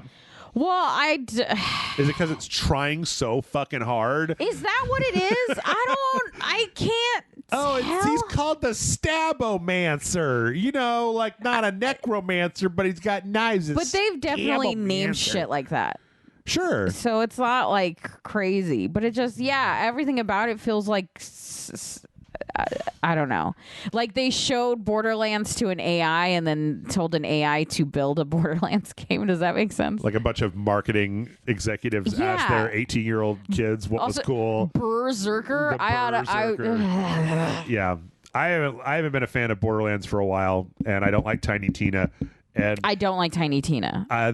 Which is weird because I really like Ashley Birch. But kind of combines all the worst things. Also, I really don't understand why, because the whole point of this game is that it's like Tiny Tina is running a D&D campaign. Yeah. And it's just like... But I feel like that sounds like a great idea, right? Because then you can have fun with the fantasy element and the weirdness and the outlandishness from her, but like also like the Borderlands fun stuff, but like it all looks incorrect. Like it just all looks wrong to me. Yeah, I don't know. I hate the fact that it's got guns. I hate the fact that it's guns. Yeah. And I'm just like, you could have made crossbows and like staves and like... That's fair. Like you could have made a machine gun but made it look like a broadsword, and it's like, oh, it's enchanted to shoot magical bolts. Pew, pew, pew, pew, pew, pew, pew, pew, as opposed to just like putting the gun skins from the game into there. Yeah. Even if they're modified. That is true. Yeah, maybe that's what it is that it doesn't lean hard enough into one part of it or the other, and it's trying to be both, because it's like, well, we want you to think it's Borderlands, but we want to enjoy the fantasy element, but... The other thing with Borderlands that I just do not care for is that Borderlands has not evolved with the way that the rest of video games have evolved. It's like you go here and a guy tells you got to go to this place and kill this one boss and kill 30 of his henchmen and pick up this thing and then bring it back, and then you do that, and then you repeat what I just said like 25 times, and then you finish Borderlands 3. Yeah. And it's like, that sounds terrible. All the while trying to find the right purple machine gun that does the right acid damage so I can get my DPS 0.5 higher so I can beat that boss faster, so I can do the runs so I can kill the boss so I can get more stuff. And it's just like, fuck. I mean, like, I know that you can, so don't do it. But like most people can you even tell me the story of Borderlands? Like, there's a border and land near it, and there's guns, claptrap. There's the vaults. There's the vault hunter. Yeah, they're all vault hunters. Handsome Jack wants you to get to the vault, but don't get to the vault. And then his daughter is helping you out. There's psychic projections. And then I don't remember what happened in 3 because my brain was like, nope, I'm not ingesting any of this information. I'll be honest, I don't know if I played anything past the second one. Oh, God. Oh, no. Now that I made that joke, I just remembered the entire plot to 3, and I changed my mind. It's fine. It's fine. Tunch is got a release date, which I'm super happy about. Tunch, which is like a little super nifty art style, that's cute. like kind of beat 'em up game. It's got a bunch of different characters, and then the girl from the hat from Hat in Time, the Hat in Time lady is in there as well. Huh. So it's like all these kind of like, I mean, they're kind of like indigenous people with various powers and things, and they're kind of in this jungle fighting these monsters. And then there's the Hat Girl from Hat in Time, also is there. So God, this is adorable looking. And it's like a kind of Castle Crashers fighting game. Which looks pretty cool. I remember when I first saw the trailer for this, and I was like, yeah, cool. So but finally got an actual release date, which is November 2nd. Nice. So, right around the corner. There she is. She's like, hi, I'm here too. She just does not match any of the other stuff. She doesn't. Everything is like a more earth tony color, and then this purple kid just shows up. Yep. But god damn, does that look adorable as fuck. Also looks fun. It's fun as hell. So cute. Let's see. From there, we finally got a so the Concerned Ape that made Stardew Valley put out a trailer for their next game, Haunted Chocolatier. Yeah, so, okay, I will admit that you gave me a huge list of trailers that we were watching. Yeah. And I think at some point I just started, like, skipping through to ones that sounded interesting. And this one I watched because it was called The Haunted Chocolatier. And I was like, huh? But yeah. Well, first of all, I forgot that Concerned Ape was the name of the company, like the company that made it, the developer. But so at first I was like, Concerned Ape Haunted Chocolate, like the whole thing as the title was very like jarring for me. This is a weird one for me because I watched a video last week about how you actually make chocolate, which is kind of crazy. But yeah, this is definitely, Stardew Valley, kind of Harvest Moony, but then also there's something else going on there that I've never bothered to figure out because I may want to play it someday.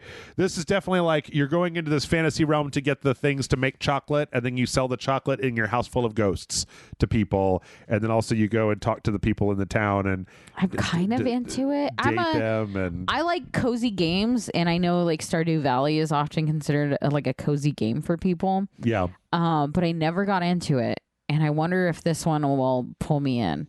It feels like there's a lot. I feel like I'd end up getting stressed in a weird, like, taking care of everything kind of way. Well, that's why I don't like Stardew Valley, is because I don't like the farming games where it's like you have to clear out all the the thing is that I never did anything in Stardew Valley because I got hung up on wanting to make that trash pile in front of my house into a field of crops. Yeah. And like I spent so much time doing that I then got bored and was like, I'm done. Yeah.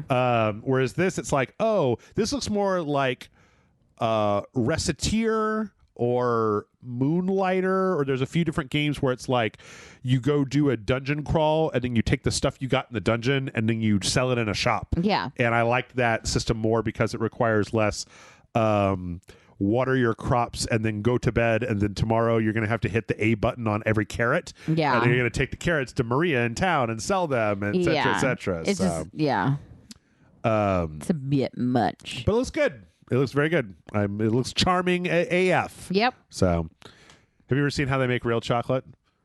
No. It's fucking disgusting. Yeah. You have to take the when you open up the cocoa bean, they're full of these white. They're like the cocoa pods, but they have this like soft white flesh around them, so it looks like you're pulling out like a brain. Worm, yeah. I've seen. And what then you have to like ferment them for many days, and then you have to roast them, and then you have to grind them, and then you add cocoa butter to them, and you get chocolate. So kind of crazy.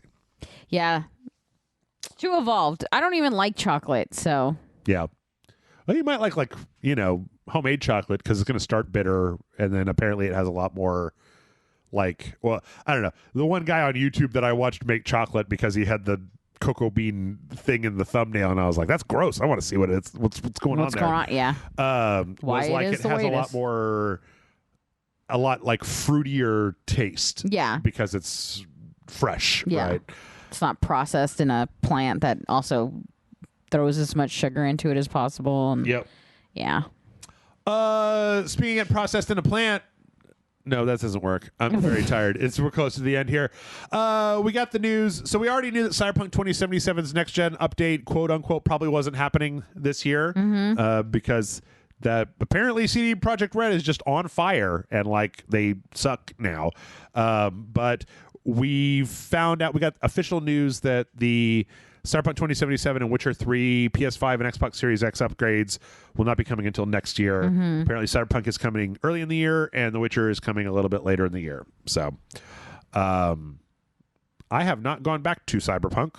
I will go back. I don't know many people that have.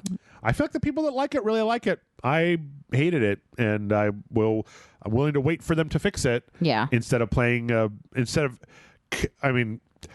my whole thing about Cyberpunk has been I'm going to play it exactly one time. And so if I play it that one time when it's broken and it isn't very good, then like that will be my impression of the game. Yeah. And you will never get me to go back and play. You got to replay this game you didn't like because it was broken when you played it. Like, no, I'm good. Well, even the thing is that even if the game is better, just having to repeat a thing in a game at the request of somebody as opposed to like, I like this game so much I want to play it again is going to make me like it less. So turn it into homework. I'm still not convinced that the reason that I'm not like the biggest fan of The Witcher 3 is because everybody kept saying how brilliant and awesome The Witcher 3 was. Yeah. And I was like, well, well, now I hate it. What is it? What is it about people where it's like, I love grilled cheese, and you're like, fuck you, fuck cheese, fuck bread, fuck eating things, fuck you.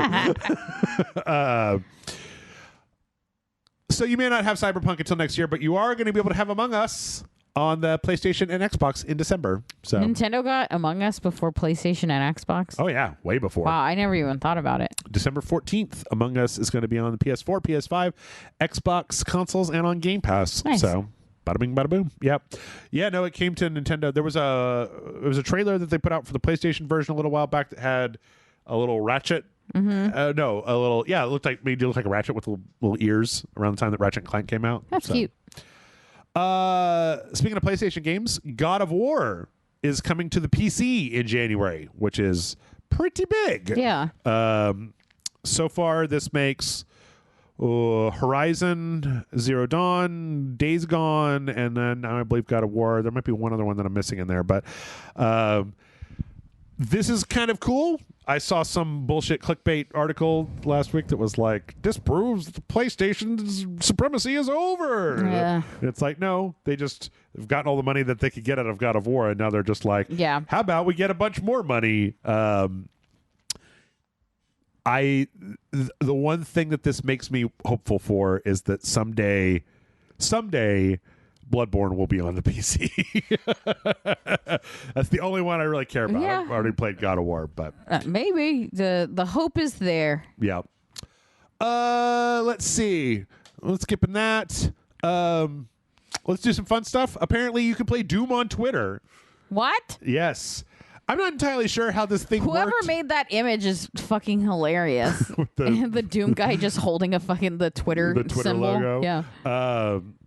Yes, tweet to Doom.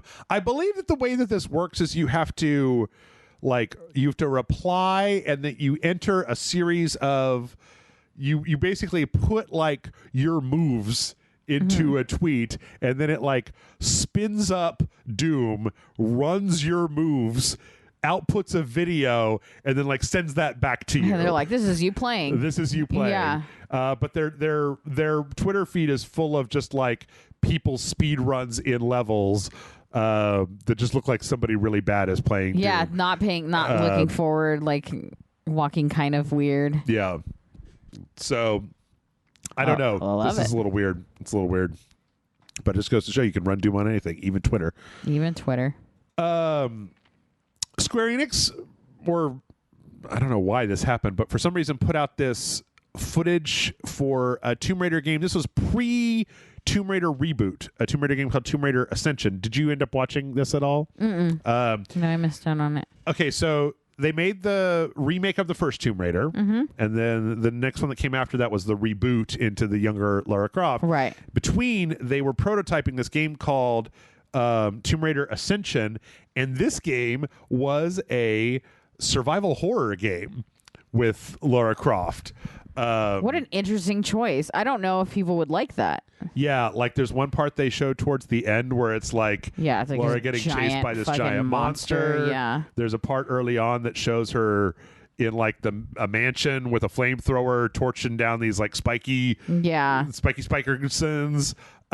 There's like witches from Left 4 Dead. Yeah, and apparently they mostly just did prototyping for this, but they decided eventually that they thought that going into the survival horror genre would have diluted Tomb Raider's brand to the point where it would have just come off as kind of... I kind of agree with that. Like, if you're going to do some horror thing, maybe do it with a new character. I think it would have worked as a spin-off. Or like a DLC or something like that. I think it could have worked that way. And I think those are always like, the like kind of non-canonical, like we're just kind of having fun with it thing. That's fine. But when it's like a full game that way, it's a little weird for Lara Croft. I don't know. There was a lot. It also felt weird because there was a lot of kind of... I felt there were some horror elements in the Tomb Raider reboot, but it was mostly like, that there were these... Turns out man was the horror all along. Right. It was more that there were these guys that were going to brutally murder you as opposed to like monsters. But... This is interesting footage. Like, it looks good. It doesn't look good, and like you could play this now, and it would be great. But the idea and the concept looks good. Yeah. And so, but again, just not with Lara Croft. Like, you just put a different character in there, and it's fine. True. Like, why not do it now? Yeah, it's a good question. Sorry, it's just everyone's jumping off a cliff, and it looked funny. And then last but not least, let's talk about a little bit of fashion, Amanda. Okay, finally. Hideo Kojima, God, I'm tired, is teaming up with a French glasses designer to make the ugliest pair of glasses that's ever been inspired by Death Stranding. Yeah. Don't love them. I'm not going to lie. So there were 3 different glasses. I actually kind of like this one that's got the circle frames, but then it's got these little like sunglasses. Yeah. Because the sunglasses fold back. And that's cool. That's pretty cool. That's the equivalent. That is the literal exact thing that nerds would get made fun of in like the 80s. They would flip up. Oh, yeah. Do you know what I'm talking about? Well, up until A Different World. And then that was fucking rad. But like fucking, but he was a nerd character. But they made one that's based on a set of goggles that they have in... Yeah, they have one that looks like it's there to, when a basketball player breaks like an orbital bone or something, and they make them wear the clear casing. Oh, yep. That's 100% what it is. Okay, so what's funny is that in the game, it's like motorcycle goggles in this weird dystopian future. And here it's like they took out the motorcycle goggles and they put glasses in. They put the glasses, your nerdy glasses you need to see. But it's like, what if your glasses that you wore had a Robin mask pasted on them? Look, when you want to be a vigilante, but also you have prescription lenses that you have to have. Yeah. These are the glasses you get. This is what you get. That's what you get. Only a French person and Hideo Kojima could come up with something so horrible. It's just that one's ugly. The other ones I can understand. Yeah. Like, they look kind of cool. Almost steampunky. Yeah. Not bad. Like, the other ones look fine. It's just the the weirder. The Ludens one. Honestly, what it comes off as is the other two were like the serious designs, and then this one was the one most closely connected with Death Stranding, and also is the outlandish one to get you the headlines. Yes, 100%. And last but not least, speaking of headlines, I know that you may have thought that these dumb glasses were the stupidest thing that you've ever seen. But I have news for you. Oh, good. You ain't seen nothing yet. So earlier this year, Razer, the video game company, put out a concept. It's not in here. A concept image of this thing called Project Hazel, and it was a translucent face mask with RGB lighting and little N95 filters that would, so people could see your face and you could breathe through it. They have completed it and actually created the actual version. For some reason, they've done it. Yes. Called the Razer Zephyr. Now, when Bryce and I originally talked about this, I had said I would be willing to pay a certain amount of money for this dumb Does it fall? thing. Are you getting it? Are you getting it? Is that what this is? No. Because it's $2,000. How much is it? It's $100. That's a lot for a mask. It is. And they've changed a lot of the stuff that I liked about it. Like if you compare what the end result is with what it originally looked like. Yeah. Like the original one was also, it went over the ears instead of around the back of the head. Yeah. It was like lighter. It looked lighter from their renders. Yeah. The original one came with a case that had a UV light in it. This was their prototype. Yeah. That when you put it in there, it would essentially disinfect it. Yeah. Right. Also, the filters on this last for 3 days, and then they have to be replaced. Apparently, I read a thing where somebody said it's really loud, and it also looks like the amount of your face that can actually be seen is much less. Limited, yeah. It also looks like it comes up a lot farther. Also, this whole thing isn't rated for bio, so it's like rated for dust. So it's not that is also kind of an interesting thing that a lot of people don't realize, is that a lot of the masks that were coming out for a while were like construction worker masks and not pandemic masks. So okay, here's my question. Also, originally, I believe they had said they wanted to build a voice modulator into it. Yeah. Because your mouth is going to be covered, that they would have like a speaker, and then they could do voice modulation, and they decided not to because it was less. But here's my question. Okay. Face masks, cloth face masks are made so that when you exhale, the amount of breath coming out of your mouth doesn't travel as far from you, potentially taking pathogens to other people.